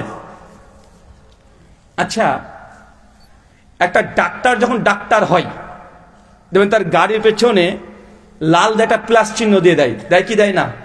কেন দেয়? সে যে ডাক্তার এটা নিয়ে গর্ববোধ করছে, করছে না? এই জন্য বুঝাই দেখো ডাক্তার। একজন পুলিশ যখন তাকে ড্রেস দেওয়া হয়, সে খুশি হয় কি হয় না? সে ড্রেস পরে সব জায়গায় চলাচল করে কি করে না? স্কুলের ছাত্র, তার একটা ড্রেস আছে না নাই? যে কোনো পেশা যখন পেশাজীবী হয়ে যায়, তার স্পেশাল ড্রেস আছে। আপনি যে নবীকে ভালোবাসেন, আপনি যে মুসলমান, আপনাকে দেখে তো বোঝা যায় না। আপনার মধ্যে আর হিন্দুর মধ্যে পার্থক্য বোঝা যায় না। আপনাকে আমি সালাম দিব, সালামটা দিব কিভাবে দেখে আপনাকে মনে হয় যে আপনি হিন্দু না মুসলমান, নিজে কনফিউজে পড়ে যায়। বাহ্যিক আলামত লাগবে কি লাগবে না? কথা বলেন। বাহ্যিক আলামত লাগবে, আপনি গর্ববোধ করবেন। দাড়ি রাখাটা ইসলামী শরীয়ত অনুযায়ী সুন্নাত নয়, এটা ফরজ। কি বললাম? আপনারা ভুল বুঝেছেন। দাড়ি রাখা কি ফরজ? দাড়িকে একজন মুসলিম রাখবে, এটা ফরজ বিধান। কেউ যদি চেঁচে ফেলে গুনাহ কাবিরা হবে। সুন্নাত তবে কি? দাড়িকে নিজের গতিতে ছেড়ে দেওয়া, বড় করা, এটা হচ্ছে সুন্নাত। আর দাড়িকে এক মুষ্টির পরে এই অংশটুকু রাখতে পারবেন কি পারবেন না, এটা নিয়ে আলেমদের মতভেদ আছে। দাড়ি মাসালা কয়টা? টোটাল 4টে। কিন্তু আপনি মনে করছেন দাড়ি রাখা এটা সুন্নাত। সুন্নাত নয়, দাড়ি রাখা ফরজ। দাড়িকে বড় করা সুন্নাত। কি বললাম? দাড়িকে নিজের গতিতে ছেড়ে দিবেন, মাঝখান দিয়ে কাটবেন না, এটাকে বলা হয় সুন্নাত। আর দাড়িকে এক মুষ্টির পরে রাখতে পারবেন কি পারবেন না, এটা নিয়ে কিছু আলেম বলেছে আপনি কাটতে পারবেন, আর কিছু ওলামারা বলছে কাটা যাবে না। আর দাড়িকে চেঁচে ফেলা এটা গুনাহ কাবিরা, এটা হারাম। কি বললাম? এটা হারাম। তো আপনি যে একটা মুসলমান, বেসিক প্রথম আপনার বাহ্যিক যে সুরাত, আপনার বাহ্যিক যে অবয়ব, এটাকে পরিবর্তন করতে হবে। আপনি যে নবীর উম্মত, এটা দেখিয়ে দিতে হবে যে আমাকে দাড়ি রেখে যতই খারাপ লাগুক না কেন, তারপর নবীকে আমি ভালোবাসি, খারাপ লাগ তারপর আমি রাখবো। এটা নবীকে ভালোবাসার বাহ্যিক আলামত। আমি জানি যে আমি এই অল্প বয়স, আমার বয়স খুব বেশি না, 30 সাল পার করেছি সবে মাত্র। আমার খুব ভালো মনে পড়ে, আমি যখন প্রথম দাড়ি রাখি কলেজে, তো সেই সময় আমার আব্বার মুখে দাড়ি ছিল না। আমার আব্বার দোকান আছে, একদম দোকানে বসে আছি। তো আব্বা মাল বিক্রি করছে, আমি ক্যাশ কাউন্টারে বসে আছি। তা আব্বাকে একজন লোক এসে বলছে যে ভাইজান কত টাকা হয়েছে? তো আব্বা বলছে 150 টাকা হয়েছে, বা 120 টাকা বা 150 টাকা, কিছু একটা বলেছিল, মনে পড়ছে না। তো আমি আছে ক্যাশ কাউন্টার, আমাকে গিয়ে বলছে যে চাচা এই টাকাটা রেখে দেন। কেন বলেন তো? মানে আমার মুখে দাঁড়িয়ে আছে, আমাকে বলছে চাচা, আর আমার আব্বার মুখে দাঁড়িয়ে নেই, আমার আব্বা বলছে ভাই। কথা মনে বুঝতে পারলেন না? আমি জানি যে আমি দাঁড়িয়ে রেখে আমার বাপের চাইতেও বাপ বেটা দুজন একসঙ্গে হাঁটলে সেই সময় আমাকে চাচা বলতো আর আমার বাপকে বলতো ভাই। তখন আলহামদুলিল্লাহ আমাকে অনেকটা খারাপ লাগতো না, ভালো লাগতো যে যাই হোক আমার বয়স কি হয়েছে এটা দেখে লাভ নেই, আমি সুন্নাত পালন করছি। যত আমাকে এই সুন্নাত পালন করছেন যদি কষ্ট দেয় আমার যায় আসে না। আমি জানি যুবকরা যদি দাঁড়িয়ে রাখে, এই দাঁড়িয়ে প্রথম শত্রু হবে ওর মা আর ওর বোন। বলে তোর বাপ এখনো দাঁড়িয়ে রাখি না, তুই দাঁড়িয়ে রেখে দিলি, এমন আছেন না? কথা বলেন। আর বিয়ের পরে যদি দাঁড়িয়ে রাখেন, বউ প্রথমে আপনাকে খচখচ করবে, দেখ তুমি দাঁড়িয়ে রেখেছো ভাই, বলে কি বলে না বলে। কিন্তু এটা একটা বড় চ্যালেঞ্জ। নবী সুন্নাতকে পালন করার জন্য আপনি সমস্ত কিছুকে উপেক্ষা করে নবী সুন্নাত পালন করবেন, এটা বাহ্যিক নবীকে ভালোবাসার একটা আলামত। শুনুন, সেই মুসলিম 195 নম্বর হাদিস, আল্লাহ নবী বলছেন একজন পুরুষ মানুষ টাকনার ওপরে কাপড় পরবে। কোথায়? কথা বলেন, কোথায়? টাকনার ওপরে। যার টাকনার নিচে কাপড় চলে যাবে, নবী বলছেন মাকাদু মিনান নার, তার থাকার জায়গা জাহান্নাম। তার মানে নবী সুন্নাত যদি পালন করতে চান, জান্নাত নবীর সঙ্গী হতে চান, আপনাকে তৃতীয় যে আমলটা করতে হবে, বাহ্যিক অবয়বকে আগে পরিবর্তন করতে হবে। টাকনার ওপরে, শুধু মসজিদে নয়, রাতে ঘুমাবেন তারপর যেন টাকনার নিচে কাপড় না যায়, ইচ্ছাকৃত ভাবে রাস্তাতে চলাচল করবেন। আপনি মসজিদে অনেককে দেখা যায় যে মসজিদে ঢোকার সময়তে টাকনার উপরে কাপড়টা করে দিচ্ছে, নামাজ শেষ মসজিদ থেকে নামছে, ধাপিতে বসে এই প্যান্টটাকে ছেড়ে দিচ্ছে। আছে না নাই? কথা বলেন। যে না, একজন মুসলমান যুবক, মুসলমান তরুণ থেকে বৃদ্ধ পর্যন্ত প্রত্যেকে টাকনার ওপরে কাপড় থাকবে। আর একটা সুন্নাতের কথা আপনাকে জানিয়ে দিই, টাকনার ওপরে কাপড় পরাটা সুন্নাত নয়, এটা জায়েজ। কি বললাম? সুনান নাসাই হাদিস নাম্বার 825, আল্লাহ নবী বলছেন যে তুমি যখন প্যান্ট বা লুঙ্গি এটা পরবে, তখন পরবে এত দূর। কত দূর? এখন এত দূর, হাঁটু থেকে 4 থেকে 5 ইঞ্চি নিচে। কি বললাম? আপনার হাঁটু এটা থেকে 4 থেকে 5 ইঞ্চি নিচে। আল্লাহ নবী তারপর হচ্ছে যদি না পারো আরেকটু নামাও, তাও যদি না হয় আরেকটু নামাও। নবী শেষ সীমানা বর্ডার দিয়ে দিয়েছেন টাকনার ওপরে, মানে টাকনার নিচে যাওয়াটাই হারাম, আর জায়েজ হচ্ছে টাকনার উপর পর্যন্ত। সুন্নাত কোনটা? এই হাঁটু থেকে 4 থেকে 5 ইঞ্চি নিচে এত দূর। এখানে আমার দেখতে পাচ্ছেন, দেখা যাচ্ছে এত দূর। সমস্ত ওলামারা একমত, আহলুল হাদিসদের, হানাফি, শাফি, মালিকি, হাম্বলি সবাই একমত এ মাসালায় যে সুন্নাত টাকনার ওপরে নয়, এই হাঁটু থেকে 4 থেকে 5 ইঞ্চি নিচে। আর ওটা জায়েজ, মানে ওর নিচে যাওয়া যাবে না, ওটা বর্ডার। কথা না বুঝতে পারলেন না? কথা বুঝতে পারলেন তো? নবী সুন্নাত যেটা আছে হুবহু পালন করার চেষ্টা করেন। সমাজে কিছু মানুষ আছে শুনেন, বলেন এরা আহলে হাদিস, এরা সব সময় ছোটখাটো মাসালা দিয়ে তারা আলোচনা করে। নাভির নিচে হাত বাঁধতে হবে, না বুকের উপরে, না হাত ছেড়ে দিতে হবে, তারাবি 8 রাকাত না 20 রাকাত, জোরে আমিন না আস্তে আমিন, সূরা ফাতিহা পড়তে হবে কি হবে না, মুনাজাত করতে হবে কি হবে না, আহলে হাদিসরা এটা নিয়ে সবসময় আলোচনা করে, মতভেদ করে। আর এগুলো তো ছোটখাটো সুন্নাত, এগুলো নিয়ে কেন আলোচনা করা হয় ভাই? এই অভিযোগ আছে না নাই? শোনেন, আল্লাহ নবীর কোন সুন্নাতকে ছোটখাটো বলা যাবে না। নবীর সুন্নাত যেটাই হোক ওটা নবীর সুন্নাত। এটা ছোটখাটো বলে আল্লাহ নবীর সুন্নাতকে আপনি অপমানিত করবেন, এটা করলে নবীর সঙ্গে হয়তো দূরের কথা, নবীর উম্মত হিসাবে আল্লাহ সুবহানাহু ওয়া তাআলা আপনাকে গ্রহণই করবে না। সহিহ বুখারী কিতাবুল নিকাহ হাদিস নাম্বার 563, সহিহ মুসলিম কিতাবুস সুন্নাহ হাদিস নাম্বার 1401, মিশকাত হাদিস নাম্বার 165, আল্লাহ নবী বলছেন আন-নিকাহু মিনা সুন্নতি, বিবাহ করা আমার সুন্নাত। ফামান রাগিবান সুন্নতি ফালাইসা মিন্নি, যে ব্যক্তি আমার এই সুন্নাতকে পরিত্যাগ করবে সে আমাদের দলভুক্ত নয়। ভাই বিয়ে করা কি? নবী কি বললেন? সুন্নাত। আর যার সামর্থ্য আছে কিন্তু বিবাহ করছেন না, নবী বলছেন সে আমাদের উম্মতের অন্তর্ভুক্ত না। তার মানে হাদিস প্রমাণ করে নবীর কোন সুন্নাতকে ছোটখাটো বলে আপনি ইগনোর করে দিবেন, আপনাকে নবী বলছেন সে আমার দলভুক্ত না। আপনি বলছেন যে নাভির নিচে হাত না বুকের উপরে হাত, এটা ছোটখাটো মাসালা। কে বলেছে?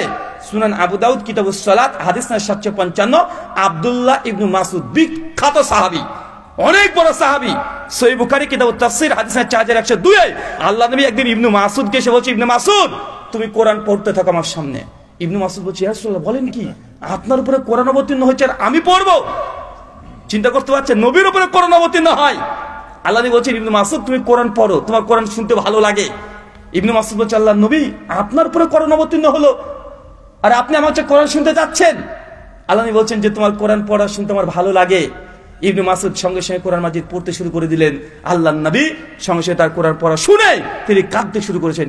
এত বড় একজন সাহাবী, আল্লাহ নবী নামাজ পড়ছেন। আবু দাউদ 755 নম্বর হাদিস কিতাবুস সালাতে আসছে, তখন আল্লাহর নবী দাঁড়িয়েছেন, আল্লাহু আকবার, বাম হাতে করে ডান হাতটাকে বেঁধে তিনি নামাজ পড়ছেন। ইবনে মাসউদ এসে নবীর ডান পাশে দাঁড়িয়ে পড়েছে, দিয়ে উনিও বলছেন আল্লাহু আকবার। কিছু বুঝতে পেরেছেন? হাতের দিকে তাকান, বুঝতে পারবেন কি হয়েছে।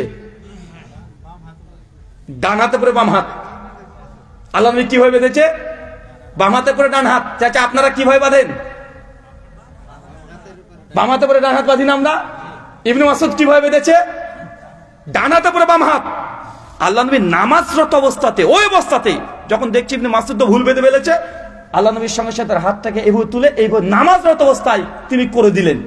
আপনি বলছেন হাত বাঁধাটা ছোটখাটো সুন্নাত, যদি ছোটখাটো সুন্নাত হতেন আল্লাহ নবী নামাজকে শেষ করতেন, শেষ করে বলতেন যে ইবনে মাসউদ তোমার হাত বাঁধাটা ভুল হয়েছে, কেন এইভাবে বাঁধলে? এইভাবে বাঁধতে হয়। নবী নামাজ শেষ করার অপেক্ষা করে নাই, নামাজের মধ্যে তার হাত বাঁধাকে ঠিক করে দিয়েছে। আপনি কিসের ভিত্তিতে বলছেন যে হাত বাঁধা নাভির নিচে না বুকের উপরে এটা ছোটখাটো সুন্নাত? কিভাবে বলতে পারেন? আল্লাহ নবীর কোনো সুন্নাত ছোটখাটো নয়। আপনাকে আমি শুধু এতটুকু বুঝিয়ে দিচ্ছি, দেখেন আমরা আহলে হাদিস যারা আছি,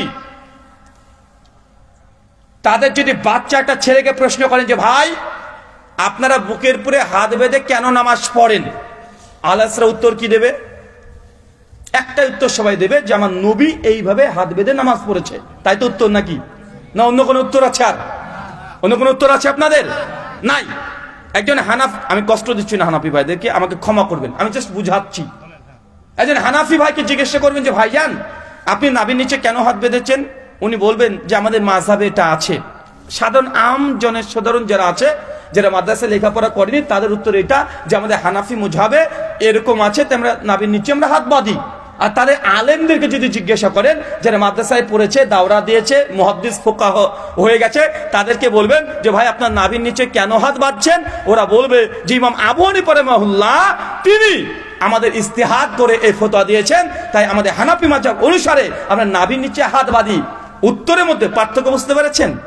আহলে হাদিসরা বলবে, একটা বাচ্চা ছেলেও বলবে আমার নবী তিনি বুকের উপরে হাত বেঁধেছেন, আমরা বাঁধি। তারা বলবে মানে ইমাম আবু হানিফা নাভির নিচে হাত বাঁধতে বলেছে, তাই বাঁধি। তো তুমি কার আনুগত্য করলে? তুমি কার অনুসরণ করলে? আল্লাহ তো বলছে যে নবীর অনুসরণ করবে, আর নবীন তিনি নবীর সঙ্গে জান্নাতে থাকবে। আপনি পৃথিবীতে যার আনুগত্য করবেন, যার অনুসরণ করবেন, জান্নাতে আপনি তার সঙ্গে থাকবেন। আপনি যদি ইমাম আবু হানিফার আনুগত্য অনুসরণ করেন, জান্নাতে আপনি ইমাম আবু হানিফার সঙ্গে থাকবেন। কিন্তু আহলে হাদিস আমরা নবীর আনুগত্য অনুসরণ করছি, জান্নাতে কার সঙ্গে থাকবো? আর একটু ভালোভাবে বুঝিয়ে দিই মাসালাটা, আকীদাকে বুঝতে হবে। আমল একই আমল দুজনই করব, কিন্তু দুজনে ভাগ হয়ে যাবে। শাফি মাযহাব বাংলাদেশে নাই, আছে নাকি? শাফিরা আছে আমাদের ইন্ডিয়ার কেরালা, সাউথ ইন্ডিয়া যেটাকে বলা হয়, ওইখানে আছে অজস্র শাফি মাযহাবের আছে। মালয়েশিয়াতেও অনেক বেশি আছে। আমি একজন শাফি মাযহাবের অনুসারীকে প্রশ্ন করছি, মানে জানার জন্য জাস্ট আমি বলছি, কেরালাতে ওখানকার ভাষা তো মালয়ালিয়াম, তেলেগু বুঝেন নাকি? হ্যাঁ, ভগবান টকাডে অন্যডু তেন্নো পবার থেকে আনমান চুডু, কিছু বুঝবেন? তো উনাকে প্রশ্ন করছি জাস্ট যে ভাইজান যে আপনারা ইমাম পেছনে সূরা ফাতিহা পড়েন? বলছে জি পড়ি। আপনাদেরকে দেখলাম জোরে আমিন বলতে নামাজে, ওরা শাফি মাযহাবের, হানাফি না, শাফি মাযহাবের, তো জোরে আমিন বলেন? জি বলি। আমি প্রশ্ন করলাম কেন বলেন, কেন ফাতিহা পড়েন ইমাম পেছনে? হানাফিরা তো পড়ে না, আপনারা পড়েন কেন? উনি তখন বলছেন যে আমাদের ইমাম শাফির মাযহাবে ইমাম পেছনে ফাতিহা পড়াটা ওয়াজিব, না পড়লে নামাজ হবে না, জোরে আমিন বলতে হবে, আমাদের ইমাম শাফি রাহিমাহুল্লাহ বলেছেন। তার মানে বুঝতে পারলাম শাফি মাযহাব অনুযায়ী ইমাম পেছনে ফাতিহা পড়াও লাগবে, জোরে আমিন বলাও লাগবে। কথা কি বুঝতে পারছেন? আচ্ছা, আহলে হাদিস যারা আছে তাদেরও ইমাম পেছনে ফাতিহা পড়েন কি পড়েন? আপনারা পড়েন? আপনারা জোরে আমিন বলেন?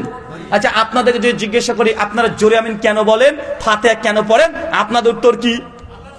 আল্লাহ নবী বলেছেন, তিনি পড়ার অনুমতি দিয়েছেন, আদেশ করেছেন যে তোমরা ফাতিহা পড়ো। যখন গায়রিল মাগযুবি আলাইহিম ওয়াজ-যালিন বলবেন ফাকাল আমিন, তখন তোমরা আমিন বলো।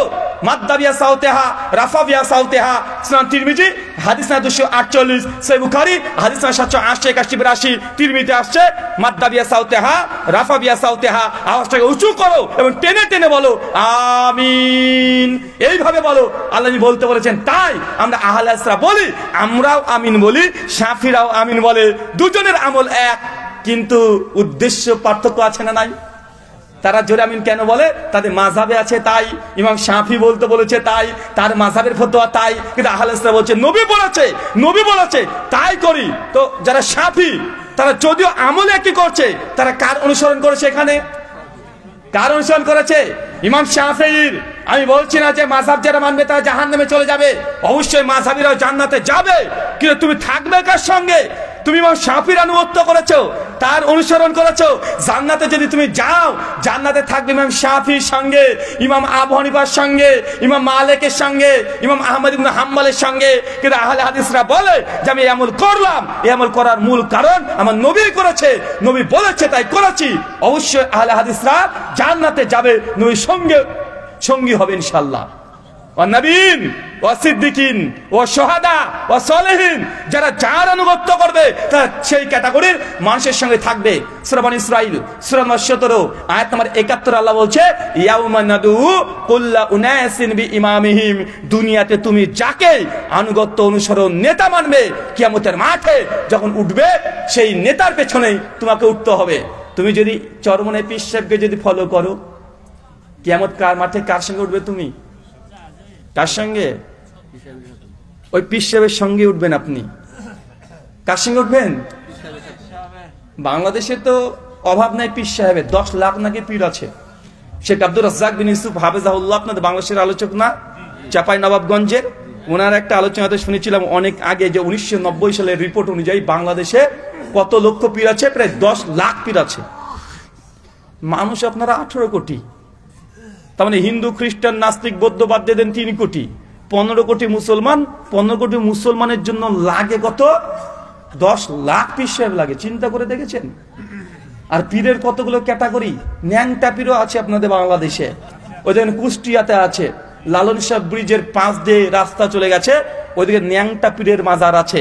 টিভিতে দেখেছিলাম একটা সময়ে, কি চ্যানেল বাংলাদেশের আপনাদের, ওইখানে কিছু সার্ভে করেছে, তো ন্যাংটা পীরের মাজারে প্রত্যেক বছরে 8 থেকে 10 কোটি টাকা শুধুমাত্র টাকা তুলে, আচ্ছা না কথা বলেন, মানে মানুষ গিয়ে দান করে। ন্যাংটা মানে জামা কাপড় কিছুই নাই, মানুষ ওর কাছে যাচ্ছে বাচ্চা নিতে, বিয়ে হয়েছে 5 বছর বাচ্চা হয় না মেয়েটার, ডাক্তারের কাছে গেছে, ডাক্তার ওষুধ গেছে, তাও কাজ হয় নাই, হুজুরের কাছে গেছে, ঝাড়ফুঁক নিয়েছে, তাও কাজ হয় নাই, এখন বলছে বাচ্চা আর হবে না, যে বাচ্চা নিতে যায় আমার অমুকের কাছে শুনেছি, ওই ন্যাংটা বাবার কাছে গেলে নাকি বাচ্চা হয়, ন্যাংটার কাছে গেছে বাচ্চা নিতে। এখন ন্যাংটা পীর বসে আছে। চাচা ন্যাংটা পীর মানে নাম শুধু ন্যাংটা না, মানে জামা প্যান্ট কিছুই পরে না, পুরো ন্যাংটা, নাট বল্টু সব বেরিয়ে থাকে। পীর কিন্তু চালাক, ও কিন্তু ভালোই চালাক, ও বুঝাচ্ছে যে দেখ, আরে তুই আমার কাছে চাইতে আসছিস, আর আমার কাছে কিছুই তো নাই, কিছুই নাই, যা আছে এটাও নিবি নাকি? ও কিন্তু পরোক্ষভাবে বুঝাচ্ছে।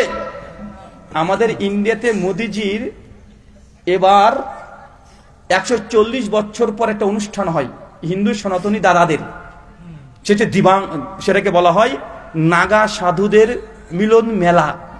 প্রায় 10 কোটি মানুষ ইন্ডিয়াতে এক জায়গাতে জমায়েত হয়েছে এবং গঙ্গায় স্নান করেছে।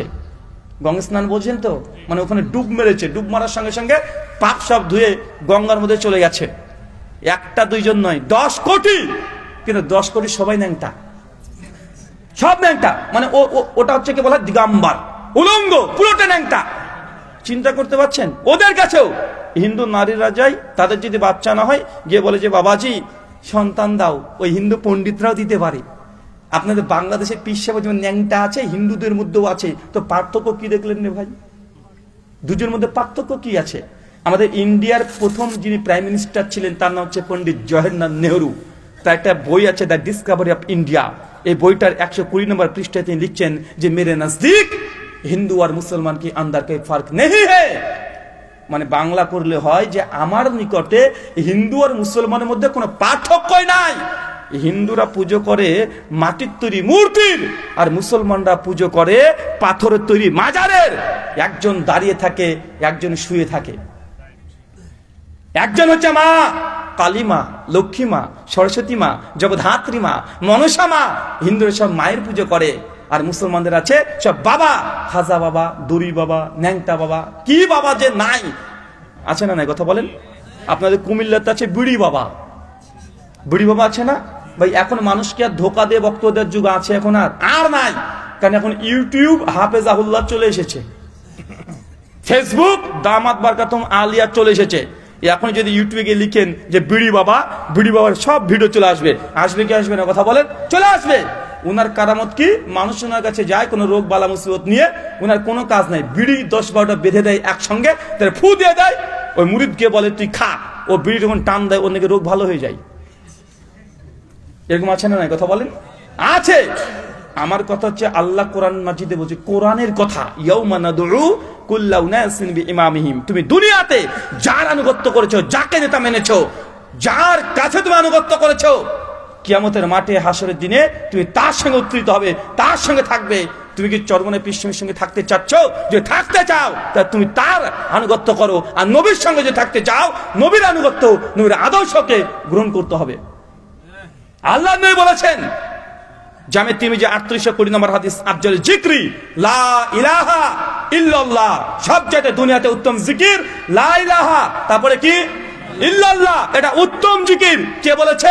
নবী বলেছে। আমাদের চরমনে পীর সাহেব বলেছে সবচেয়ে উত্তম জিকির ইল্লাল্লাহ, ইল্লাল্লাহ, ইল্লাল্লাহ। তারা করে কি করে না?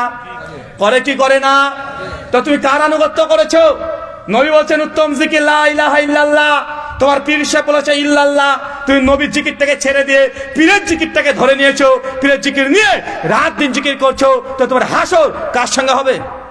কার সঙ্গে? পীরের সঙ্গে হবে। তোমার পীর যে জান্নাতে যাবে তার কি গ্যারান্টি আছে? কোনো গ্যারান্টি আছে কথা বলেন? কোনো গ্যারান্টি নেই। পীর যে জান্নাত যাবে তারই কোনো গ্যারান্টি নেই। যেতে পারে, আমরাও দোয়া করি আল্লাহ সুবহানাহু ওয়া তাআলা তাকে জান্নাতবাসী করুক, কিন্তু যাবে নিশ্চিত। কেউ বলতে পারবে কার ক্ষমতা আছে? এটা আল্লাহর নবী, উনি শুধু জান্নাতি নয়, যতক্ষণ আল্লাহর নবী জান্নাতের দরজাতে নক না করবে, আল্লাহ জান্নাতের দরজায় খুলবেন না। আল্লাহ নবী বলছেন কিয়ামতের মাঠ যখন হবে, সেই সমস্ত নবীরা সিজদারত অবস্থায় একদম পড়ে থাকবে। প্রথম যাকে জ্ঞান দেওয়া হবে, জীবিত করা হবে, যার প্রথম কবর ফেটে বের হবে, তিনি হচ্ছেন আমি নবী মুহাম্মদ সাল্লাল্লাহু আলাইহি সাল্লাম। আমাদের নবী প্রথম কিয়ামতের মাঠে কবর ফেটে উঠবে, তারপর সিজদারত অবস্থায় পড়ে থাকবে। মানুষ যখন চতুর্দিক থেকে তখন কিয়ামতের ভয়াবহতা, কেউ কাউকে চিনেও না চেনার ভান করবে। মানে আপনি যে আপনার বাপকে চিনবেন না এমনটা নয়, মানে চিনবেন কিন্তু পরিচয় দিবেন না। যদি আব্বা চলে আসে আমার কাছে, যে নেকি চাইতে আসে, মাকে চিনবেন, আপনি চিনবেন না তা নয়। কিয়ামতের মাঠে সবাইকে চিনতে পারবেন, কিন্তু পরিচয় দিতে চাইবেন না। কেন? যদি একটা নেকি চাইতে আসে এই ভয়ে, সেই সময় প্রত্যেক নবী একদম সামনে দাঁড়িয়ে থাকবে আর তার উম্মত থাকবে পেছনে। আল্লাহ নবী হাদিস বর্ণনা করে বলছেন, সেই দিন প্রথম মানুষ উম্মত ছুটে যাবে নবী আদমের কাছে। আদমকে গিয়ে বলবে, আদম আলাইহিস সালাম আপনি হচ্ছে প্রথম এই পৃথিবীর মানুষ। আল্লাহ আপনাকে 2 হাত দিয়ে তৈরি করেছে, যে রূহ আপনার শরীরের মধ্যে দিয়েছে। আল্লাহ সুবহানাহু ওয়া তাআলা আপনাকে দুনিয়ার সব জ্ঞান দিয়েছে, আপনাকে দিয়ে ফেরেশতা থেকে সিজদা করেছে। অনেক মহান ব্যক্তি নবী আদম, আজকে এই ভয়ঙ্কর পরিস্থিতিতে আমাদেরকে একটু বাঁচান, আমাদের জন্য সুপারিশ করেন, আল্লাহকে বলেন আমাদের জন্য জান্নাতে দেয়। নবী আদম বলে, না না না না না, আমার দ্বারা হবে না। রাত্রি আজকে আমার কি হয়, আমি এই কাজ করতে পারবো না। আল্লাহ আমাকে আদেশ করেছিল ওই গাছের কাছে যাবে না, আমি চলে গিয়েছিলাম। আজকে আমি যে কি জবাব দিই? তোমরা আমার কাছে এসো না, ওই তো নূহ আছে, নূহের কাছে চলে যাও। সবাই ছুটে গিয়ে নূহের কাছে যাবে। নূহ আলাইহিস সালামকে বলে, আল্লাহ নবী নূহ আপনি প্রথম নবী, আপনার পূর্বে আল্লাহ কাউকে নবুয়ত দেয় নাই, তিনি প্রথম রাসূল, আজকে আমাদেরকে রক্ষা করেন। নবী নূহ আলাইহিস সালাম বলবেন, আমি এই কাজ করতে পারবো না, আমি ভুল করে আল্লাহর কাছে বলেছি, আল্লাহ আমার সন্তান কেনানকে তুমি এই কিস্তিতে এই নৌকাতে তোলার অনুমতি দাও। কিন্তু আমার সন্তান নিজেই ছিল মুশরিক, সে আমার নবুয়তকে অস্বীকার করে দিয়েছে, আল্লাহকে মানে নাই, আমি ভুল করে আল্লাহর কাছে দোয়া করেছিলাম। আজকে আল্লাহ যিনি আমাকে প্রশ্ন করে কেন আমি দোয়া করেছি, আমার কাছে কোনো উত্তর নেই, আমি পারবো না, তোমরা যাও আবুল আম্বিয়া নবী ইব্রাহিমের কাছে। সবাই ছুটে গিয়ে নবী ইব্রাহিমের কাছে যাবে। কার কাছে? ইব্রাহিম, আবুল আম্বিয়া, সমস্ত নবীদের পিতা। ইব্রাহিমের কাছে বলে, ইব্রাহিম আলাইহিস সালাম আপনি হচ্ছে সমস্ত নবীদের পিতা, আপনি খলিলুল্লাহ, আল্লাহর বন্ধু। আল্লাহ আপনাকে বন্ধু হিসেবে গ্রহণ করে নিয়েছে, দুনিয়াতে কত পরীক্ষাতে আপনাকে পাস করে দিয়েছে। আজকে আমরা বিপদে, আমাদেরকে উদ্ধার করেন। ইব্রাহিম নবী তখন বলবে, আমার দ্বারা আজকে এটা হবে না, আমি পারবো না। আমি নিজেকে বাঁচানোর জন্য জীবনে 3 বার পর পর আমি তাওরিয়া করেছিলাম। আমাকে বলা হয়েছিল এটাকে, আমি আমার স্ত্রীকে বলেছিলাম, বোন এই যে আমি তাওরিয়া করেছিলাম, আজকে যদি আল্লাহ আমাকে প্রশ্ন করে আমি এর অ্যান্সার করতে পারবো না। তোমরা যাও, সবাই মূসার কাছে যাও। আল্লাহ সরাসরি মূসার সঙ্গে কথা বলেছে। মূসা যদি আজকে আল্লাহকে বলে, আল্লাহ নিশ্চিত তোমাদের সুপারিশ করবে। সবাই ছুটে গিয়ে কিয়ামতের মাঠে নবী মূসার কাছে যাবে। কার কাছে? মূসা নবী। কোন নবী জানেন? ওই যে ফেরেশতাকে মেরে কানা করে দিয়েছিল। কত ক্ষমতা দেখেছেন? ফেরেশতাকে মেরে কানা করে দিয়েছে না? ফেরেশতাকে মেরে কানা করে দিয়েছে, এত বড়। আল্লাহ বলছে, আল্লাহ আমি তোমাকে দেখতে চাই। আল্লাহ বলছে, মূসা লান তারানি, দেখতে পাবে না। মূসা বলছে, না আল্লাহ তাও দেখতে চাই, একটু দেখা দাও, একটু দেখা দাও। আল্লাহ বলছে, দেখতে পাবা না তুমি, কেউ দেখেনি আমাকে, তুমি দেখবা মানে তুমি আমাকে বিশ্বাস করো না? মূসা নবী বলছে, আল্লাহ আমি তোমাকে বিশ্বাস করি, কিন্তু আরো যেন ঈমানটা মজবুত হয় এই জন্য দেখতে চাই। আল্লাহ সূরা আরাফের 143 নম্বর আয়াত নাজিল করে বলছেন, মূসা লান তারানি, তারপরে তুমি আমাকে দেখতে পাবে না। সবাই মূসার কাছে ছুটে যাবে, বলে মূসা আলাইহিস সালাম আল্লাহ আপনার সাথে ডাইরেক্ট কথা বলেছে, ডাইরেক্ট আপনাকে তাওরাত দিয়েছে।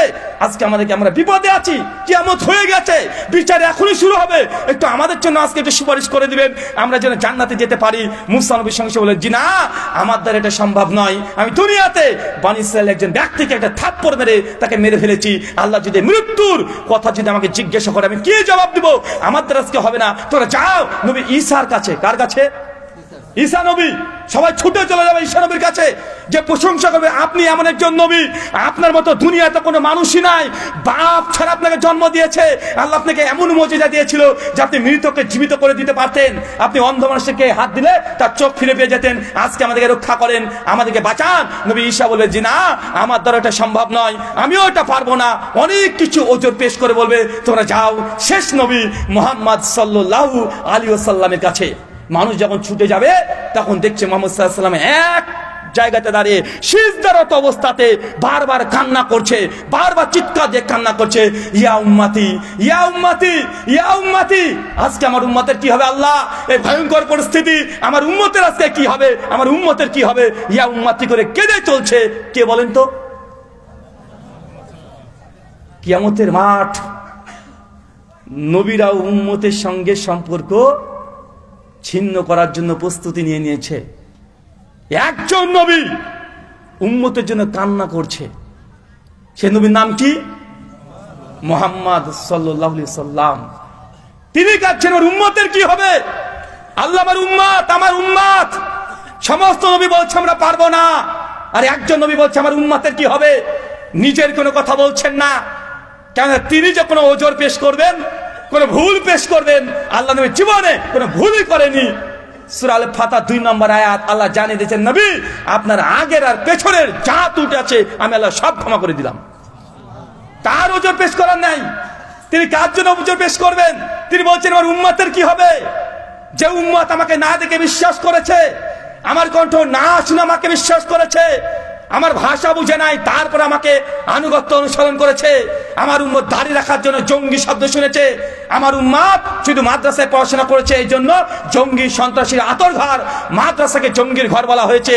আমার উম্মত না দেখে বিশ্বাস করেছে। আমার উম্মত যদি আমাকে এত ভালোবাসতে পারে, ইয়া উম্মতি, আল্লাহ আমার উম্মতের কি হবে? আমার উম্মতকে তুমি ক্ষমা করো। আল্লাহ চলে আসবেন, এসে বলবেন যে মুহাম্মদ মাথা তুলো, মাথা তুলো। তুমি কি চাইবে আজকে? তুমি তোমার সুপারিশ যা চাইবে তোমাকে আজকে তাই দেওয়া হবে। আল্লাহ নবী ডাইরেক্ট বলবেন যে আমি তোমার সিজদারত অবস্থায় পড়ে থাকবো, আল্লাহ প্রশংসা করবো। যে প্রশংসার বাক্যগুলো আল্লাহ এখনো শিখায়নি, কিয়ামতের মাঠে আল্লাহ শিখিয়ে দিবেন আমাকে। আমি সেই বাক্যগুলো দিয়ে আল্লাহর প্রশংসা হাম আমি করতে থাকবো। আমি উঠে শেষে বলবো, আল্লাহ আজকে আমার উম্মত, আজকে আমার উম্মত। কোন উম্মত? 5 ওয়াক্ত নামাজ পড়ে তারা না, যারা 10 বার হজ করেছে তাদের জন্য না, যারা বেশি বেশি রোজা করেছে তাদের জন্য না, যারা গুনাহগার পাপিষ্ঠ বান্দা, উম্মতে যারা গুনাহ করেছে, পাপ করেছে, জেনা করেছে, সুদ খেয়েছে, ব্যভিচার করেছে, আপনাদের মতো আমাদের মতো পাপিষ্ঠ বান্দার জন্য নবী প্রথম মাথা তুলে উঠে বলবে যে আল্লাহ আমার গুনাহগার উম্মত যারা আছে আজকে আমার সুপারিশ তুমি কবুল করো। আল্লাহ আল্লাহ অনুমতি দেবে, সঙ্গে সঙ্গে আল্লাহ নবী জাহান্নামে যাবে। আর আল্লাহ সুবহানাহু ওয়া তাআলা কাকে কাকে জান্নাতে সেটা জানিয়ে দিবে। নবী জাহান্নাম থেকে নিজের উম্মতকে নিয়ে সঙ্গে সঙ্গে আবার তিনি জান্নাতে নিয়ে চলে আসবেন। একবার নয়, দুইবার নয়, তিনবার আল্লাহ নবী জাহান্নামে যাবেন, তার উম্মতকে তুলে তুলে নিয়ে চলে আসবেন। সহিহ বুখারী হাদিস নাম্বার ৭৪৫০, বুখারীর হাদিস। এটা চিন্তা করতে পারছেন বুখারী মানে কি? শেখ আব্দুর রাজ্জাক বিন ইউসুফ বলেন, বুখারী মানে আম গাছে জাম ধরতে পারে ধরে না, আওয়াজে চাঁদ উঠতে পারে ওঠে না, শৈল ছিদ্র দিয়ে ফাল ঢুকে যেতে পারে ঢুকে না। কিন্তু বুখারী মানে এর মধ্যে একটা ছিদ্র ঢোকানো সম্ভব নয়। আমরা যে সেই নবীর উম্মত। কোন নবীর উম্মত? এই নবীর। চিন্তা করতে পারছেন? অনেক ফজিলত আছে, এমন এমন ফজিলত এই উম্মতকে আল্লাহ নবী দিয়ে দিয়েছেন, আপনি কল্পনা করতে পারবেন না। পৃথিবীতে কোনো নবী নাই যার ৭০,০০০ উম্মত বিনা হিসেবে জান্নাতে যাবে, শুধুমাত্র উম্মতে মুহাম্মাদীর ৭০,০০০। বুখারী সহিহ মুসলিমের আরেকটা রওয়ায়াত আসছে ৪১২২ নম্বর, ৭০,০০০। ওই বর্ণনা আসছে অফিরিয়াতিন ৭ লাখ মানুষকে আল্লাহ বিনা হিসাবে জান্নাতে প্রবেশ করাবেন। তাদের বৈশিষ্ট্য কি? যারা তাবিজও পড়ে না, ঝাড়ফুঁকও করে না। ঝাড়ফুঁক জায়েজ, কি বললাম বলেন তো? ঝাড়ফুঁক জায়েজ, তাবিজ শিখ। তো তাবিজ তো পড়েনি, ঝাড়ফুঁক যে জায়েজ, ঝাড়ফুঁকও নেয়নি। অসুখ হয়েছে, আল্লাহ যা করেছে ভাগ্যে, তাকদীরে যা আছে তাই হবে। মানে এত সবর, তাকদীরের প্রতি এত বিশ্বাস, ও ঝাড়ফুঁকও নিতে যায়নি। ওই ব্যক্তিগুলোকে বিনা হিসাবই হবে না, ডাইরেক্ট জান্নাতে দিয়ে দিবে। চিন্তা করতে পারছেন? এটা পৃথিবীর অন্য কোনো নবীর এই ফজিলত নাই, অন্য কোনো উম্মতের এই ফজিলত নাই। সহিহ বুখারী ৬২৬৫ নম্বর হাদিস। আল্লাহ নিয়ে বলছেন, কিয়ামতের মাঠে আমার সামনে সমস্ত উম্মতগুলোকে ৬০ করে দাঁড় করানো হবে। দেখছি যে অনেক নবী আছে যার পেছনে ১০০ জন তার উম্মত আছে, কিছু নবীকে দেখছি যার পেছনে ৫০ জন আছে, কিছু নবী দেখছি মাত্র ১০ জনকে নিয়ে দাঁড়িয়ে আছে, কিছু নবী আছে যার পেছনে কেউই নেই, নবী একাই দাঁড়িয়ে। মানে উনি দাওয়াত দিয়েছেন, ওনার দাওয়াত কেউ গ্রহণ করেনি। তারপর আমার উম্মতকে দেখানো হচ্ছে, আল্লাহ নিয়ে বলছেন যে আমার উম্মত এত সংখ্যক যে পূর্ব থেকে পশ্চিম তাকালে যেমন দেখা যায় না, আমার উম্মতের সংখ্যা হবে এতগুলো। কেন জানেন? ইমাম হাজার ফাতুল বারীর মধ্যে এই হাদিসের শরহ করতে গিয়ে বলছেন, কেননা আগেকার নবীদের উম্মতরা দুনিয়াতে তার নিয়ামত পেয়ে পূর্ণ হয়ে গেছে। কিভাবে? সেই সময়তে নবীরা আসতো, বাপও নবী, বেটাও নবী, নাতিও নবী। যেমন নবী ইব্রাহিম, তিনি নবী, তিনি এক বেটা ইসমাইল, তিনি নবী, তার আর এক বেটা ইসহাক, তিনিও নবী, ইসহাকের বেটা ইয়াকুব, তিনিও নবী, তার বেটা ইউসুফ, তিনিও নবী। মানে এক পরিবারে ১০-১২টা করে নবী, মানে একটা গ্রামে ১০-১২টা নবী। কথা বুঝতে পারলেন না? তারপরে হতভাগা এতগুলো নবীকে তারা গ্রহণ করেনি। চিন্তা করতে পারছেন? একই সময় ৮টা-১০টা করে নবী থাকতো সেই সময়। বনী ইসরাইলের মধ্যে দেখেন, নবী ঈসা, তিনি নবী, তার চাইতে ৬ মাসের বড় আরেকজন নবী ইয়াহিয়া, তিনিও নবী। একই সময় সেই সময় নবী জাকারিয়া, তিনিও নবী। একসঙ্গে ৩ জন নবী। তো আগেকার উম্মত তারা নবী আর নবী পেয়েছে, কিন্তু আমাদের উম্মতে মুহাম্মদী দেখেন, আমরা নবী পেয়েছি? নবীকে দেখেছি? কবে তিনি এসেছেন? ১৪০০ বছর আগে। ১৫০০ বছর ধরে কোন নবী নাই, কিন্তু তারপর না দেখে বিশ্বাস ১৮০ কোটি তাকে মানুষ বিশ্বাস করে। নবী ঈসাকে বিশ্বাস করেছে মাত্র ১১ জন। কতজন? ১১ জন। নবী নূহ আলাইহিস সালাম, তিনি ৯৫০ বছর দাওয়াত দিয়েছে। তার সেই কুরতুবীর মধ্যে আসছে, তার দাওয়াতে মাত্র ৫০ থেকে ৬০ জন ইসলাম গ্রহণ করেছে, বাকি কেউ গ্রহণ করেনি। নিজের স্ত্রী গ্রহণ করেনি। নবী নিজের স্ত্রী, তার নিজের সন্তান কেনান, ঈমান আনে নাই। লূত আলাইহিস সালামের স্ত্রী ঈমান আনে নাই। সূরা তাহরিম ১১ নম্বর আয়াত। কিন্তু আপনি যে ঈমান নিয়ে এসেছেন, আপনার মর্যাদা কত নবীর কাছে দেখেছেন? আপনি এখনো বুঝতেই পারেননি আমরা কোন নবীর উম্মত হিসেবে এসেছি। আল্লাহ বলছেন, প্রথম জান্নাতের দরজা আমি ঠক ঠক করব, ফেরেশতার সঙ্গে সঙ্গে গেট খুলবে। কে? আমি মুহাম্মদ, আনা মুহাম্মদ। ফেরেশতার সঙ্গে বলে, জি হ্যাঁ, আপনার কথা আল্লাহ বলেছে, আপনি ছাড়া প্রথমে কেউ যেন জান্নাতে প্রবেশ করতে না পারে।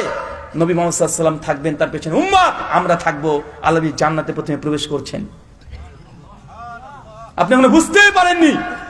আপনি পিঠ ধরে বসে আছেন ভাই, আপনি মাজারের এই মরা মানুষের কাছে চলে গেছেন। যে উম্মতের জন্য নবী কান্নাকাটি করবে কিয়ামতের মাঠে, সে উম্মত আজকে নবীকে বাদ দিয়ে পীরের প্রেমে হাবুডুবু খাচ্ছে। হায় আফসোস, আল্লাহ সুবহানাহু ওয়া তাআলা আপনাদের প্রত্যেককে হেদায়েতের পেয়ালা পান করার সকলে বলি আমিন। আরেকটা হাদিস আপনাকে বলি, সহিহুল বুখারী হাদিস নম্বর 136 বড় ভাবে আসছে, আর তুরুক জমা করে ইমাম আহমদ তার মুসনাদে আহমদের হাদিস না 2546। শেখ আল্লামা নাসিরুদ্দিন আলবানী সিলসিলা হাদিসের সহিহের মধ্যে সনদকে সহিহ বলেছেন। আল্লাহ নবী বলছেন কিয়ামতের মাঠে প্রত্যেক উম্মত যখন লাইন দিয়ে দাঁড়িয়ে থাকবে, সামনে থাকবে তার নবী, একজন ঘোষক এসে ঘোষণা করবে, ফেরেশতা এসে ঘোষণা করবে এই মুহাম্মদকে কি আছে, মুহাম্মদ আহমদ কে আছে, এবং তার সঙ্গপাঙ্গকে আল্লাহ দেখেছেন। সমস্ত উম্মত আর তুমি তার নবীরা অবাক হয়ে যায়, কি ব্যাপার, আরে মুহাম্মদ সাল্লাল্লাহু আলাইহি ওয়াসাল্লাম শেষ নবী, আমরা প্রথম, বিচার আমাদের হবে না, শেষ নবীর বিচার আগে হবে, তাকে স্পেশাল ভাবে ডেকে পাঠিয়েছে। আল্লাহ বলছেন সেই সময়তে যখন আমাকে ডাকা হবে, আমি তখন আমার উম্মত নিয়ে আসবো। আল্লাহ সুবহানাহু ওয়া তাআলা আমার উম্মতের চোখ, এই যে কপালগুলোকে একদম চমকে দিবে নূর দিয়ে। উম্মতে মুহাম্মাদি কোটি কোটি মানুষ চিন্তা করেছেন, এখনই পৃথিবীতে মানুষের সংখ্যা 800 কোটি। কত কোটি? কত কোটি বলেন? 800 কোটি। সে আদম থেকে আজ পর্যন্ত কত কোটি মানুষ আছে, কিয়ামতের মাঠে কত কোটি মানুষ হবে চিন্তা করেন। সেই সময় উম্মতে মুহাম্মাদীদের এই কপালে আর মুখমণ্ডলে একদম নূর দিয়ে আল্লাহ চকচকে করে দিবে। কেন? সবাই বুঝে নিবে এই যে উম্মতে মুহাম্মাদী শেষ নবীর উম্মত। কারণ ওযু করেছে তারা। কি করেছে? ওযু। চাচা, আপনি ওযু করার সময় একটু স্মরণ করেন না, এই ওযু যে কিয়ামতের মাঠে আপনার এই কপালটাকে চকচক করে দিবে। ওযুর সময় গল্প করছেন, ওযু কেন মসজিদে করছেন আপনি? কেন মসজিদে করবেন ওযু? আল্লাহ নবী মসজিদে ওযু করতেন না, তিনি বাড়িতে ওযু করতেন। কোথায়? বাড়িতে। নফল নামাজ, সুন্নাত নামাজ কখনো নবী মসজিদে পড়তেন না, তিনি বাড়িতে নফল সুন্নাত নামাজ পড়তেন, ওযু বাড়িতে করতেন, গুটি গুটি পায়ে মসজিদে হেঁটে হেঁটে যেতেন, তারপর গিয়ে ডাইরেক্ট নামাজে দাঁড়িয়ে যেতেন। কি করতেন নবী? ডাইরেক্ট নামাজে দাঁড়িয়ে যেতেন। তিনি সুন্নাত নফল নামাজ বাড়িতে এসে পড়তেন। আপনি কেন মসজিদে কেন সুন্নাত নফল নামাজ পড়বেন? কেন পড়বেন? বাড়িতে পানি নেই, ওযু করার জায়গা নেই। সহিহ বুখারী 731 নম্বর হাদিস, আল্লাহ নবী বলছেন পুরুষ মানুষের জন্য নফল সুন্নাত নামাজ মসজিদের চাইতে বাড়িতে উত্তম। মসজিদে পড়লে যা নেকি হয়, নফল নামাজ সুন্নাত নামাজ বাড়িতে পড়লে তার ডবল নেকি হয়। আপনি কেন মসজিদে নামাজ পড়ছেন? মসজিদে সুন্নাত নফল নামাজ পড়া না জায়েজ, হারাম না, জায়েজ। উত্তম কোথায়? কোথায় উত্তম? বাড়িতে। আপনি চান না কিয়ামতের মাঠে আপনার যেন নূরের মতো চেহারা হয়ে যায়? আপনি চান কি চান না? চান। আল্লাহ নবী বলছেন তারপর যখন আমরা উম্মতকে নিয়ে আমি সঙ্গে সঙ্গে আসবো, সমস্ত নবী সঙ্গে পিছিয়ে হাঁটতে শুরু করবে তার উম্মত নিয়ে, রাস্তা করে দিবে, আর আমার উম্মতকে নিয়ে আমি মাঝখান দিয়ে হেঁটে হেঁটে আসবো। আর সমস্ত উম্মত তখন বলবে, অন্য নবীদের উম্মত বলবে, আরে মাশাআল্লাহ, সুবহানাল্লাহ, তারা এই উম্মতই, তাদের উম্মতের এত এত ঈমান যে এরা অন্য নবীদের সমকক্ষ হওয়ার যোগ্যতা রাখে। চিন্তা করতে পারছেন? মানে উম্মতের এত মর্যাদা। এখন কোরআন আল্লাহ বলেছে না, কুনতুম খায়রা উম্মাতিন, তোমরা হচ্ছে সর্বশ্রেষ্ঠ জাতি। সূরা আলে ইমরান আয়াত নম্বর 110 আমাদেরকে বলছে খয়রা উম্মাহ, সর্বশ্রেষ্ঠ জাতি। নবী আদমের অনুসারী সর্বশ্রেষ্ঠ নয়, নবী ঈসার উম্মত সর্বশ্রেষ্ঠ নয়, নবী দাউদ, সুলাইমান, ইউনুস, ইউসুফ, ইউসা, জাকারিয়া, ইয়াহইয়া, যত নবী আছে সবার চাইতে মর্যাদা আল্লাহ কাকে দিয়েছে? কাদের মর্যাদা বেশি? এই উম্মতের মর্যাদা বেশি। আপনি এখন আপনার মর্যাদা বুঝতে পারেন নাই, এখনো গুরুত্ব বুঝতে পারেন নাই, কারণ এটা যে আপনি নবী মুহাম্মদ সাল্লাল্লাহু আলাইহি ওয়াসাল্লামকে এখনো চিনতে পারেন নাই। এই জন্য পীরের দরবারে গিয়ে আপনি গরু ছাগল সবগুলো দিয়ে আসেন। আল্লাহর ঘর মসজিদ আপনি দান করতে গিয়ে আপনার হাত কাঁপে। যদি এখনই বলে মসজিদকে দুতলা করতে হবে, এখনই বলা হোক যে কে আছে, মসজিদকে দুতলা করা হবে, ছাদ করা হবে, টাকা দেন, টাকা আপনার দিতে চান না, স্পেশাল বক্তা এসে আপনাকে মানে পাম দিয়ে দিয়ে জোর করে পকেট থেকে টাকা বের করতে হয়। কিন্তু আপনার একটু বিপদ হলে আপনি বলে দেন, আল্লাহ আমি বিপদে পড়েছি, আমি গোলাপ ছাড় মাজারে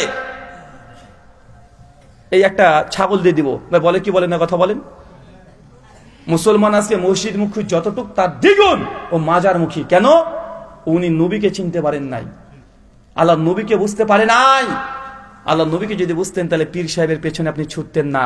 ইয়াউমা নাদউ কুল্লা উনাসিন বিইমামিহিম, সেই দিন প্রত্যেক মানুষ দুনিয়াতে যাকে নেতা মেনেছে কিয়ামতের মাঠে আপনি তার সঙ্গে উঠবেন। আপনি যদি তারপরে চান যে আপনি চরমনাই, এনাদপুরি, জৌনপুরি, রাজারবাগি, ফুলতুলি, আটরশি, দেওয়ানবাগি, হানাফি, শাফি, মালিকি, হাম্বেলি, দেওবন্দি, বেরলবি যা মানতে চান মানেন, কিয়ামত আপনার তার সঙ্গে হতে হবে আপনাকে। আহলে হাদিসরা একজনকে মানে, কার নাম কি? কথা বলেন। দেখেন সহিহুল বুখারী হাদিস না 3339, মুসনাদ আহমদ সুনান তিরমিজি হাদিস না 2961। আল্লাহ নবী বলছেন এই উম্মত অন্য নবীদের সাক্ষী হবে। কি হবে বলেন তো? সাক্ষী হবে। আল্লাহ কিয়ামতের মাঠে নবী নূহকে আল্লাহ ডাকবেন, নূহ এদিকে এসো, তুমি তোমার উম্মতকে কি দাওয়াত দিয়েছো? নবী নূহ আলাইহিস সালাম বলে, জি আল্লাহ আমি দাওয়াত দিয়েছি। সূরা হুদ 25 থেকে 40 নম্বর আয়াত। একটা বছর নয়, দুইটা বছর নয়, 950 বছর দাওয়াত দিয়েছে, রাত দিন দাওয়াত দিয়েছে। কোন নবী? নূহ আলাইহিস সালাম। আল্লাহ বলে, তুমি কি দাওয়াত দিয়েছো, তাবলীগ করেছো? জি আল্লাহ করেছি। নূহ আলাইহিস সালামের কওম অস্বীকার করে, না আল্লাহ আমাদের কাছে কোনো নবী আসেনি, আমাকে দাওয়াতই দেয়নি, অস্বীকার করবে ডাইরেক্ট কিয়ামতের মাঠে। কোন নবীর উম্মত? নূহ নবীর উম্মত। নূহ আলাইহিস সালাম, না আল্লাহ আমি তো দাওয়াত দিয়েছি। আল্লাহ তখন বলবে যে নূহ তোমার পক্ষে সাক্ষী কে আছে? সাক্ষী পেশ করো। তোমার উম্মত তোমাকে বলছে তুমি দাওয়াত দাওনি, আর তুমি বলছো দিয়েছো, সাক্ষী কে আছে তোমার? নূহ আলাইহিস সালাম তখন বলে, আল্লাহ আমার সাক্ষী আছে মুহাম্মদ আর মুহাম্মদ সাল্লাল্লাহু আলাইহি ওয়াসাল্লামের অনুসারী উম্মতে মুহাম্মাদি সাল্লাল্লাহু আলাইহি ওয়াসাল্লাম, তারা আমার সাক্ষী। সঙ্গে সঙ্গে আল্লাহ বলবে, কোথায় তোমার সাক্ষ্য উপস্থিত করো।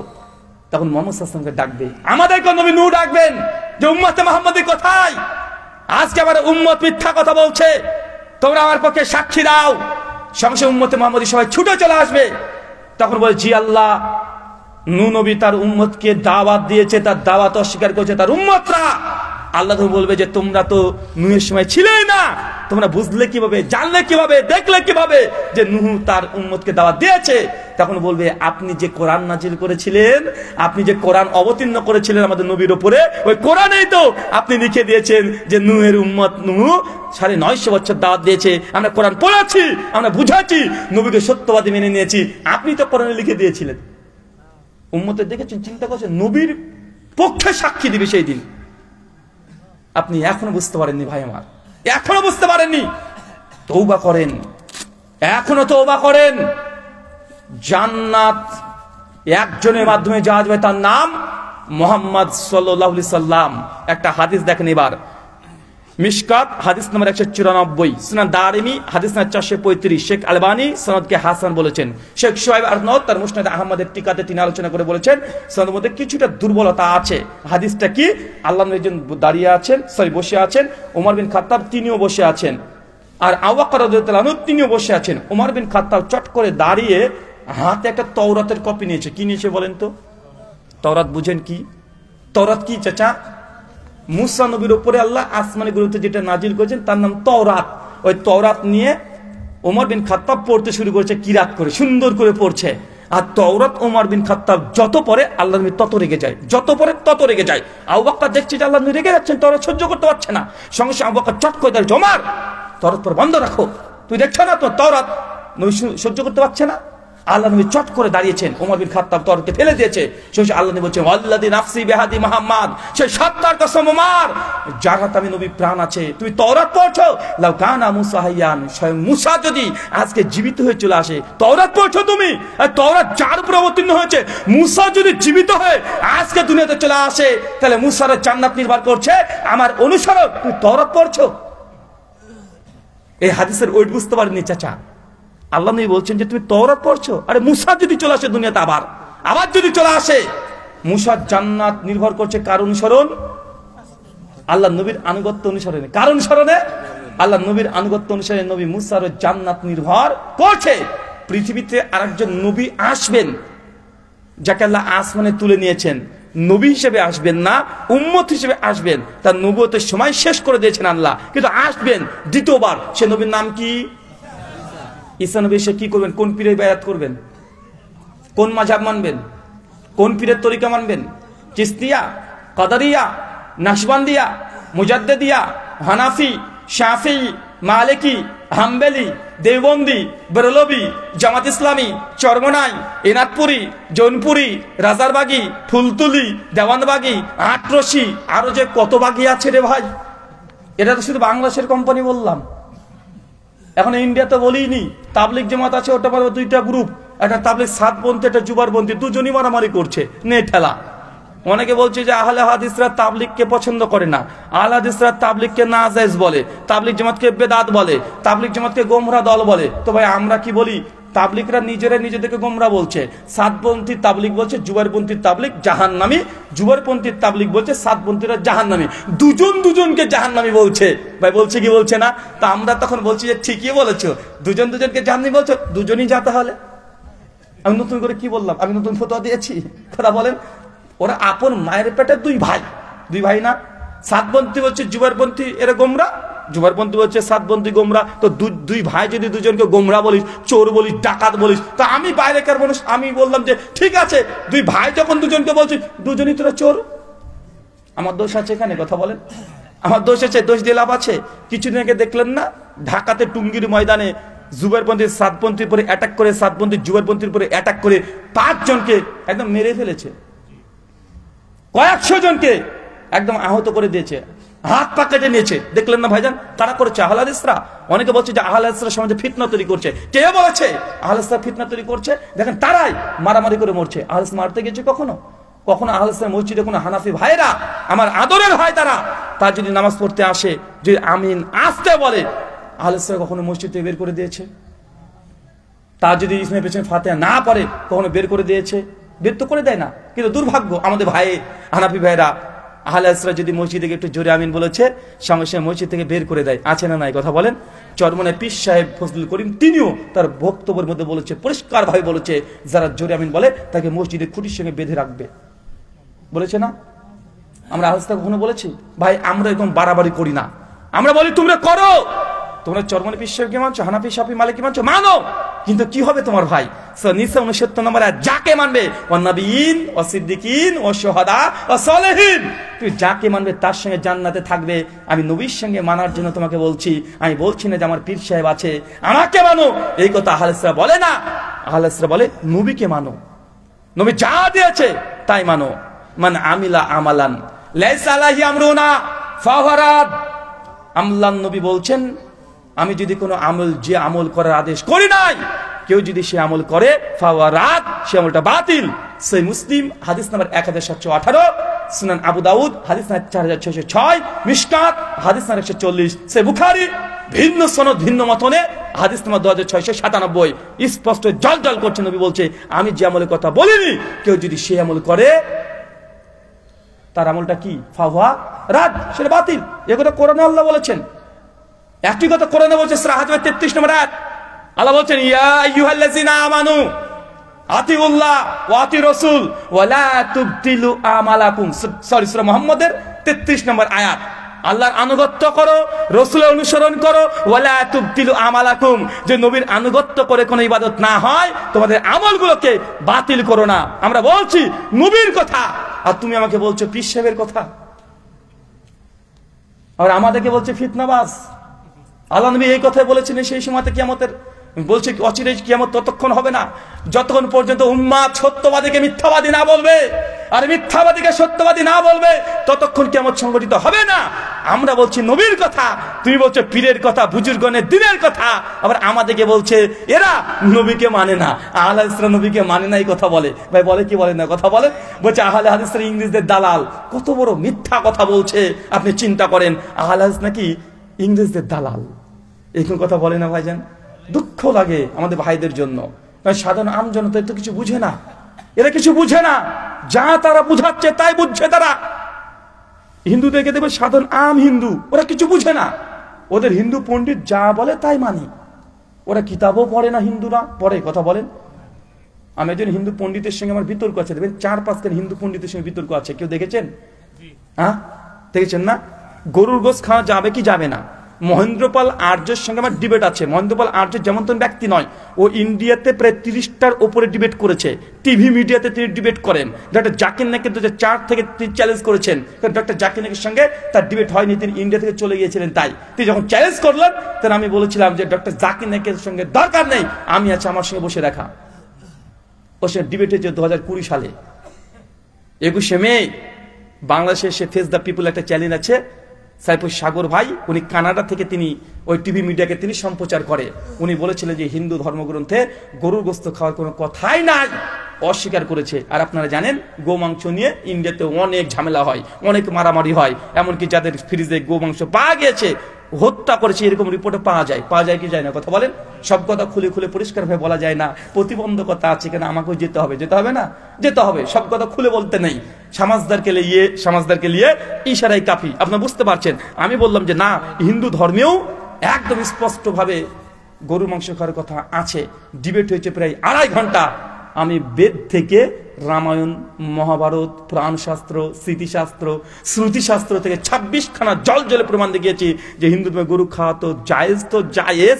বৃহদারণ্যক উপনিষদ 6 নম্বর অধ্যায় 4th কান্ডিকার 8 নম্বর মন্ত্রতে বলছে, কেউ যদি পণ্ডিত, বুদ্ধিমান, সুষ্ঠু, সবল সন্তান যদি পেতে চায়, তাহলে কচি গরুকে জবাই করে, রান্না করে, মাংসকে স্বামী স্ত্রী যদি মিলন করে, তাহলে বুদ্ধিমান সন্তান জন্মগ্রহণ করবে। কথা বুঝতে পারলেন না? আমি পণ্ডিতজিকে বলেছিলাম, পণ্ডিতজি বলছে দেখেন, পশুকে হত্যা করা এটা তো অন্যায়। কেন? বলছে এটা তো হিংসা ছড়াই। একটা পশুকে, নিরীহ পশুকে আপনি হত্যা করবেন? তাই পশু হত্যা করা একটা অন্যায়। একটা নিরীহ প্রাণীকে কেন হত্যা করবেন? অতএব এই জন্যই গোমাংস খাওয়া যাবে না। আমি বলেছিলাম যদি তাই যুক্তি হয় পণ্ডিতজি, যে নিরীহ প্রাণীকে হত্যা করা উচিত নয়, তাহলে মরা গরু খান, ও তো এমনি মারা গেছে, কষ্ট পাবে না। মরা গরু খান, তাহলে কষ্ট পাবে না। উনি যখন কিছু জবাব দিতে না পেরেছে, দেন আমাকে মাঝখানে গালিগালাজ করতে শুরু করেছিল না? আমি বলেছিলাম তাই মরা গরু খান। উনি সঙ্গে সঙ্গে রেগে গেছেন। অনেকজন হিন্দু পণ্ডিতের সঙ্গে আমার বিতর্ক হয়েছে, মূর্তি পূজা করা যাবে কি যাবে না। সাধারণ আম হিন্দু তারা মূর্তি পূজা করে, কিন্তু হিন্দু পণ্ডিতরা কিন্তু ঠিকই জানে মূর্তি পূজা করা তাদের শাস্ত্রে নাই। শ্রীমদ ভগবদ গীতা অধ্যায় নম্বর 9 শ্লোক নম্বর 23-24 শ্রীকৃষ্ণ তিনি বলছেন, ইয়া ওপি অন্য দেবতা ভক্তি যে জানন্তে শ্রদ্ধানিতা তে ওপি মামবকন্তে যে জানন্তে অবাদি পূর্বকাম।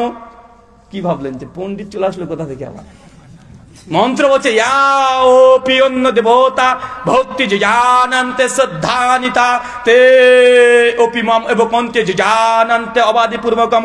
হে অর্জুন, যারা এক ঈশ্বরকে বাদ দিয়ে অন্য দেবতাদের পূজা অর্চনা করে, সে কখনোই সে উপাসনা, আরাধনা, গুণকীর্তন, নাম, জপ, তপ, ইবাদত, কর্ম যেই ভাষায় অনুবাদ করেন না কেন, কখনোই সে মোক্ষ লাভ করতে পারবে না, মানে স্বর্গে যেতে পারবে না। মুসলমানদের ভাষা অনুযায়ী জান্নাতে প্রবেশ করতে পারবে না। কে যে অনেকগুলো দেব দেবতার পুজো করে, সে কখনোই স্বর্গে যেতে পারবে না। গীতা 9ম অধ্যায় 23 এবং 24 নম্বর মন্ত্র তথা শ্লোকে পরিষ্কার বলছে। ওই দেখবেন যখন হিন্দু পণ্ডিতরা দেবী দুর্গা পুজো করে, দেখবেন কি বলে জানেন? মন্ত্রে বলে, ইয়া দেবী সর্বভূতেষু মাতৃরূপে সুসংস্থিতাঃ নমস্তাস্যৈ নমস্তাস্যৈ নমস্তাস্যৈ নমো নমঃ। ইয়া দেবী সর্বভূতেষু লক্ষ্মী রূপে সুসংস্থিতাঃ নমস্তাস্যৈ নমস্তাস্যৈ নমস্তাস্যৈ নমো নমঃ। বলতেই থাকে। দুর্গাপূজার সময় শোনেন না? এবার বলে না? কি বলছে জানেন? এটা সংস্কৃত, বাংলা করলে কি হয়? ইয়া দেবী, দেবী এটা স্ত্রীলিঙ্গ না পুংলিঙ্গ?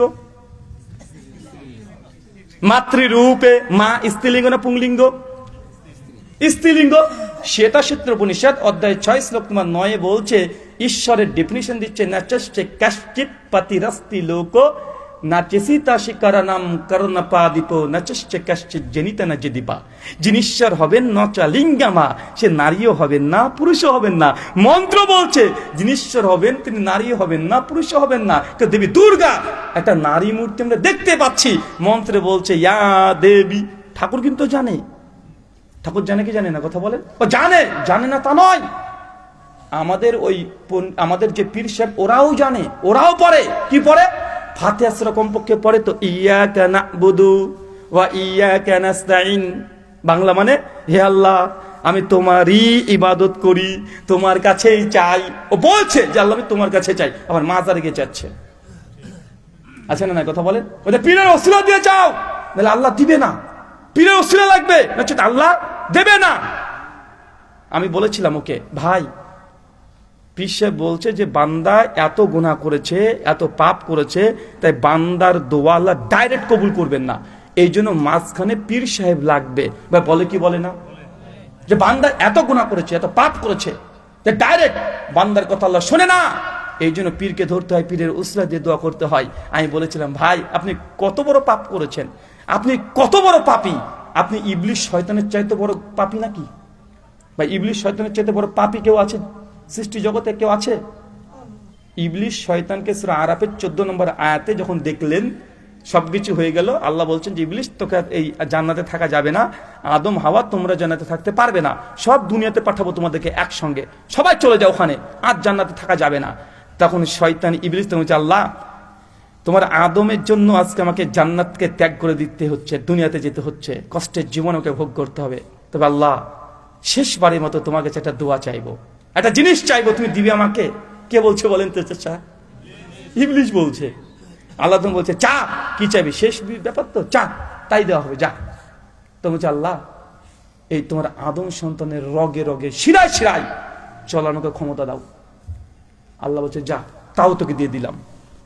তো ইবলিশের দোয়া যদি আল্লাহ ডাইরেক্ট গ্রহণ করে নাই, আপনি কি ইবলিশ শয়তানের চাইতো খারাপ? কিন্তু পিসে বলছে যে বান্দা এত গুনাহ করেছে, এত পাপ করেছে, ডাইরেক্ট আল্লাহ শুনে না। ইবলিশ শয়তান কার ওসিলা ধরেছিল? কাকে মাধ্যম ধরেছিল? ইয়াকা নাবুদু ওয়া ইয়াকা নাস্তাইন, আল্লাহ আমি তোমারই ইবাদত করি আর ডাইরেক্ট তোমার কাছে চাই, মাঝখানে কোনো ভাই মাধ্যম নাই। ভাই মাধ্যম কারা ধরে? হিন্দুরা ধরে। হিন্দুরা যখন দোয়া করে তখন তারা ডাইরেক্ট ওই লক্ষ্মী, কালী, দুর্গা, সরস্বতীর কাছে চায় না। কি বলে? মাঝখানে তারা বলে যে লক্ষ্মী তুমি ধনের দেবী, অর্থের দেবী, তুমি বিশ্বমাতা, আমার তুমি ধন, আমার অর্থ তুমি বৃদ্ধি করে দাও। এই কথা বলছে পরম ব্রহ্মা কে তাকে গিয়ে বলো যে আমার অর্থকে বৃদ্ধি করে দেয়। খ্রিস্টানরা যখন দোয়া করে, ইউটিউবে ভালো করে সার্চ করে দেখবেন, খ্রিস্টানরা 3 জন ঈশ্বরে বিশ্বাস করে। কয়জন? পিতা, পুত্র, পবিত্র আত্মা। খ্রিস্টানদের দোয়া কি করে? যিশু খ্রিস্টকে তারা ঈশ্বরের পুত্র মনে করে না, ঈসা নবীকে ঈশ্বরের পুত্র মনে করে না, আল্লাহ পুত্র মনে করে না। ওদের প্রার্থনা যখন করে এইভাবে প্রার্থনা করবে, দেবেন হে স্বর্গীয় পিতা তোমার রাজ্য আসুক, তোমার কাছে কেউ চাইলে তুমি কখনো তাকে খালি হাতে ফেরত দাও না। হে স্বর্গীয় পিতা, পিতা পুত্র পবিত্র আত্মার নামে তোমার কাছে চাইছি, তুমি তোমার পুত্রকে এতই ভালোবাসো যে তুমি তাকে দুনিয়াতে পাঠিয়েছো অনন্ত জীবনের জন্য। আমি প্রভু যিশুর নামে তোমার কাছে প্রার্থনা করছি, আমার মনের বাসনা পূর্ণ করো। এই শব্দ দিয়ে খ্রিস্টানরা দোয়া করে। মানে ঈসা নবীকে মাঝখানে কি ধরেছে? ওসিলা ধরেছে। তো পীর সাহেব ওই লক্ষ্মীর, দুর্গা, কালী, সরস্বতীর মতো ভূমিকা পালন করছে। কথা বুঝতে পারলেন না? আপনি বুঝতে পারছেন না ভাইজান, আল্লাহ কি, নবী কি আপনি এখনো বুঝেন নাই। তার জন্য এখন আপনার পীর ধরা লাগে, আপনাকে এখনো মাযহাব ধরা লাগে। আল্লাহ সুবহানাহু ওয়া তাআলা আমাদের বোঝার তৌফিক দান করে। সকলে পড়ি আমিন। শর্মাতে শুধু জান্নাতে যদি নবীর সঙ্গে থাকতে চান, একটাই মাধ্যম, নবীর আনুগত্য, অনুসরণ। মাঝখানে কোনো পীর বাবা, কোনো মাযহাব এটা যেন না আসে। আর দুটো আমলের কথা বলবো, যে আমল দুটো এক লাইনে বলে দিব। এক, সুনান আবু দাউদ 1320, আল্লাহ নবীর কাছে একজন সাহাবী এসে বলছেন যে ইয়া রাসূলুল্লাহ আপনি রাত্রে কেমন কেমন আমল করেন আমি দেখতে চাই। কেন? নবী তাহাজ্জুদের নামাজ, নফল নামাজ বাড়িতে পড়ে, মসজিদে পড়ে না। তাই নবী কি যে আমল করে সবাই তো দেখতে পায় না। ওই সাহাবী চলে এসেছে নবীর কাছে রাত্রিবেলাতে, আল্লাহ নবী আমি রাত্রের আমল দেখবো। তো আচ্ছা ঠিক আছে, দেখবে, কোনো সমস্যা নেই। তো আল্লাহ নবী যখন রাতে তাহাজ্জুদের সালাত আদায় করবে, তো ওযু করবে, ওই সাহাবী চট করে নিয়ে এসে পানিটাকে আগিয়ে দেয়।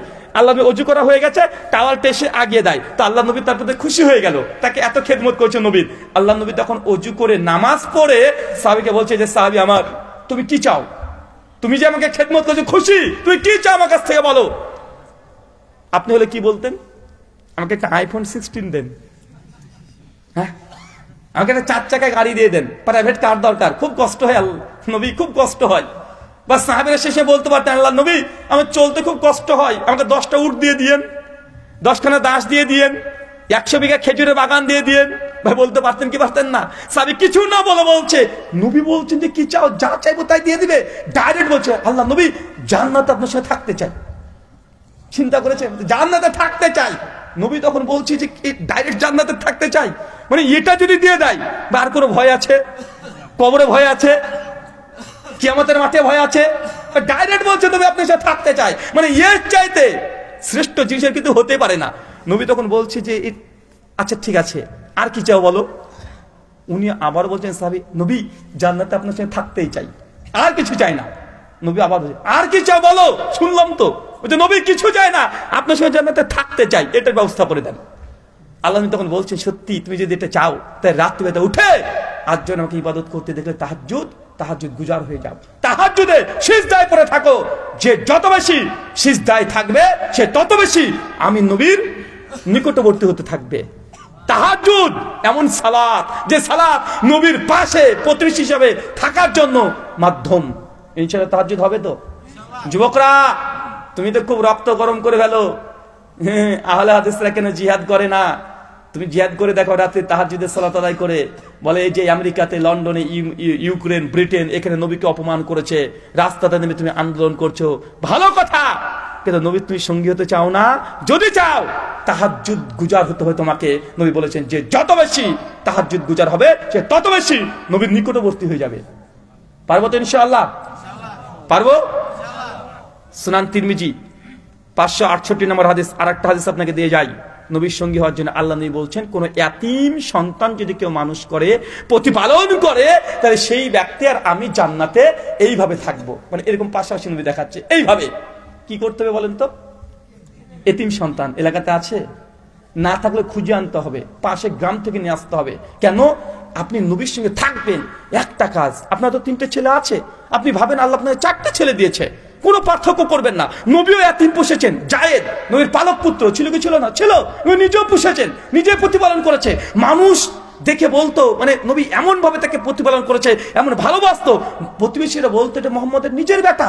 আল্লাহ কোরআনের আয়াত অবতীর্ণ করে জানিয়ে দিয়েছেন, মাকানা মুহাম্মাদুন আবা আহাদিম মিন রিজালিকুম, যে মুহাম্মদ সাল্লাল্লাহু আলাইহি ওয়াসাল্লাম তোমাদের কোন পুরুষের পিতা নন, বরং তিনি আল্লাহর নবী, শেষ রাসূল। সূরা হাজব আয়াত নম্বর 40। চিন্তা করতে পারছেন? মানে আপনাকে এখানে আরেকটা আমল, এতিম প্রতিপালন করতে হবে। কেন? আমার নবী স্বয়ং নিজেই এতিম ছিলেন না? বাবা মারা গেছে জন্মের আগে, মা কিছুদিন পরে মারা গেছে, ইয়াতিম। নবী বুঝেন যে ইয়াতিমের কত কষ্ট, কত দুঃখ।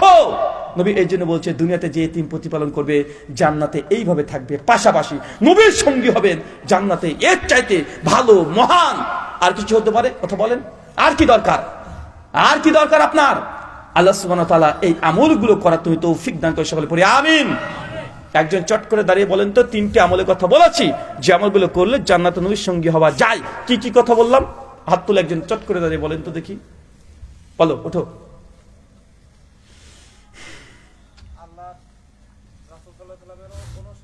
মাশাআল্লাহ, এক নবীর আনুগত্য অনুসরণ সব জায়গাতে, নামাজ, রোজা, হজ, যাকাত, ড্রেস, পোশাক, আশাক, বিবাহ, শাদী, সবকিছুতে দেখতে হবে নবী করেছেন কিনা। পীর কি করেছেন দরকার নাই, মাঝহাবে কি আছে দেখার দরকার নাই, সমাজে কি আছে দেখার দরকার নাই। প্রশ্ন করবেন নবী করেছে কিনা। করেছে, করব।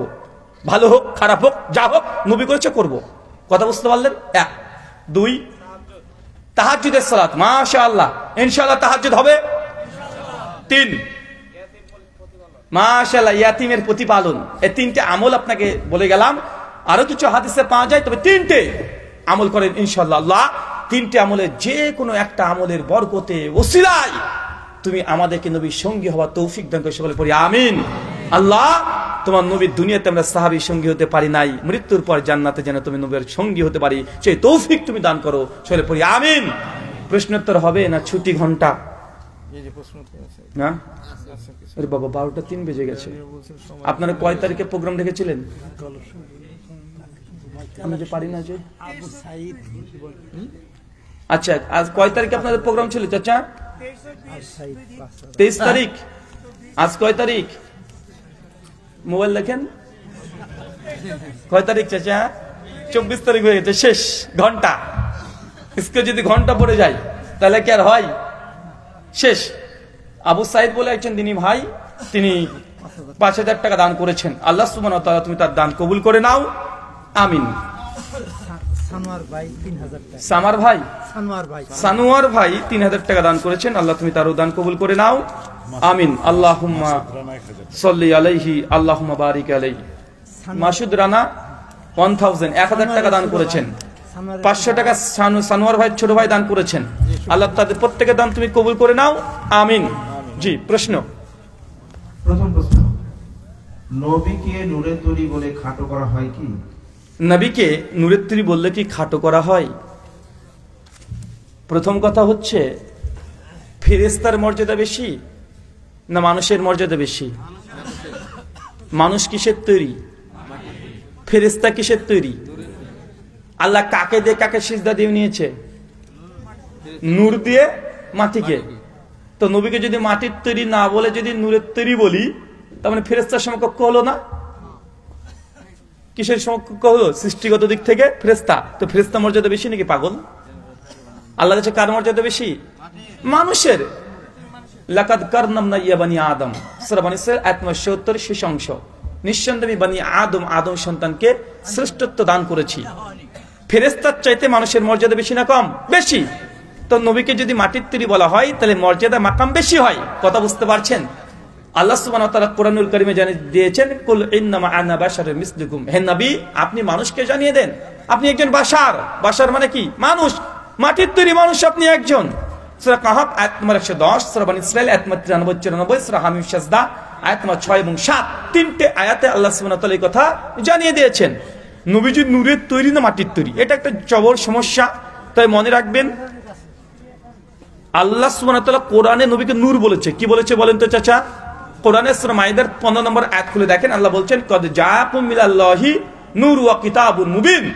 হে মানুষ, আমি তোমাদের মধ্যে একটা কিতাবুল মুবিন মানে এই কিতাবটাকে পাঠিয়েছি এবং সঙ্গে সঙ্গে একটা নূর পাঠিয়েছি। এই নূর মানে কি? ইবনু কাসির রাহিমাহুল্লাহ সূরা মাইদার ১৫ নম্বর আয়াতের ব্যাখ্যা করতে গিয়ে বলছেন, এই নূর ইয়ানি মুহাম্মদ সাল্লাল্লাহু আলাইহি ওয়াসাল্লাম। তার মানে বোঝা গেল নবীকে আল্লাহ কোরআনে কি বলেছেন? নূর বলেছেন। এখন নবীকে তো নূর বলেছে, কিন্তু নূরের তৈরি বলেনি। কথা বুঝতে পারলেন? কোরআন খুলেন, সূরা নূহের ১৫ নম্বর আয়াতে চাঁদকে নূর বলেছে। কাকে? চাঁদকে নূর বলেছে। যদি কোরআন কারীম খুলেন সূরা মাইদা আয়াত ৪৫, ৪৬ এবং ৬৭, আল্লাহ তাওরাত, জাবর, ইনজিলকে নূর বলেছে। এখন বলেন তো, তাওরাত, জাবর, ইনজিল এই আসমানি গ্রন্থ কি নূরের তৈরি? হ্যাঁ। সহিহ মুসলিম ৭৮৫ নম্বর হাদিস, আল্লাহ নবী বলছেন, সালাতুল নূর, নামাজ হচ্ছে নূর। নামাজ কি? নূর। তো নামাজ কি নূরের তৈরি? ভাই, কোন জিনিসকে নূর বলা মানে নূরের তৈরি নয়। কথা বুঝতে পারলেন? নূর বলা মানে নূরের তৈরি নয়, এটা যে সিফাত, এটা বৈশিষ্ট্য। যেন আলী বিন আবি তালেবকে বলে শেরে খোদা, আল্লাহর বাঘ। তার মানে কি বাঘ ছিলেন তিনি? না, তার বৈশিষ্ট্য বুঝিয়েছে। বাংলাদেশকে বলে আমার সোনার বাংলা, আমি তোমায় ভালোবাসি। বাংলাদেশকে বলে সোনার বাংলা। তো বাংলাদেশ কি সোনা দিয়ে তৈরি নাকি? এটা কি? এটা মহাত্মা।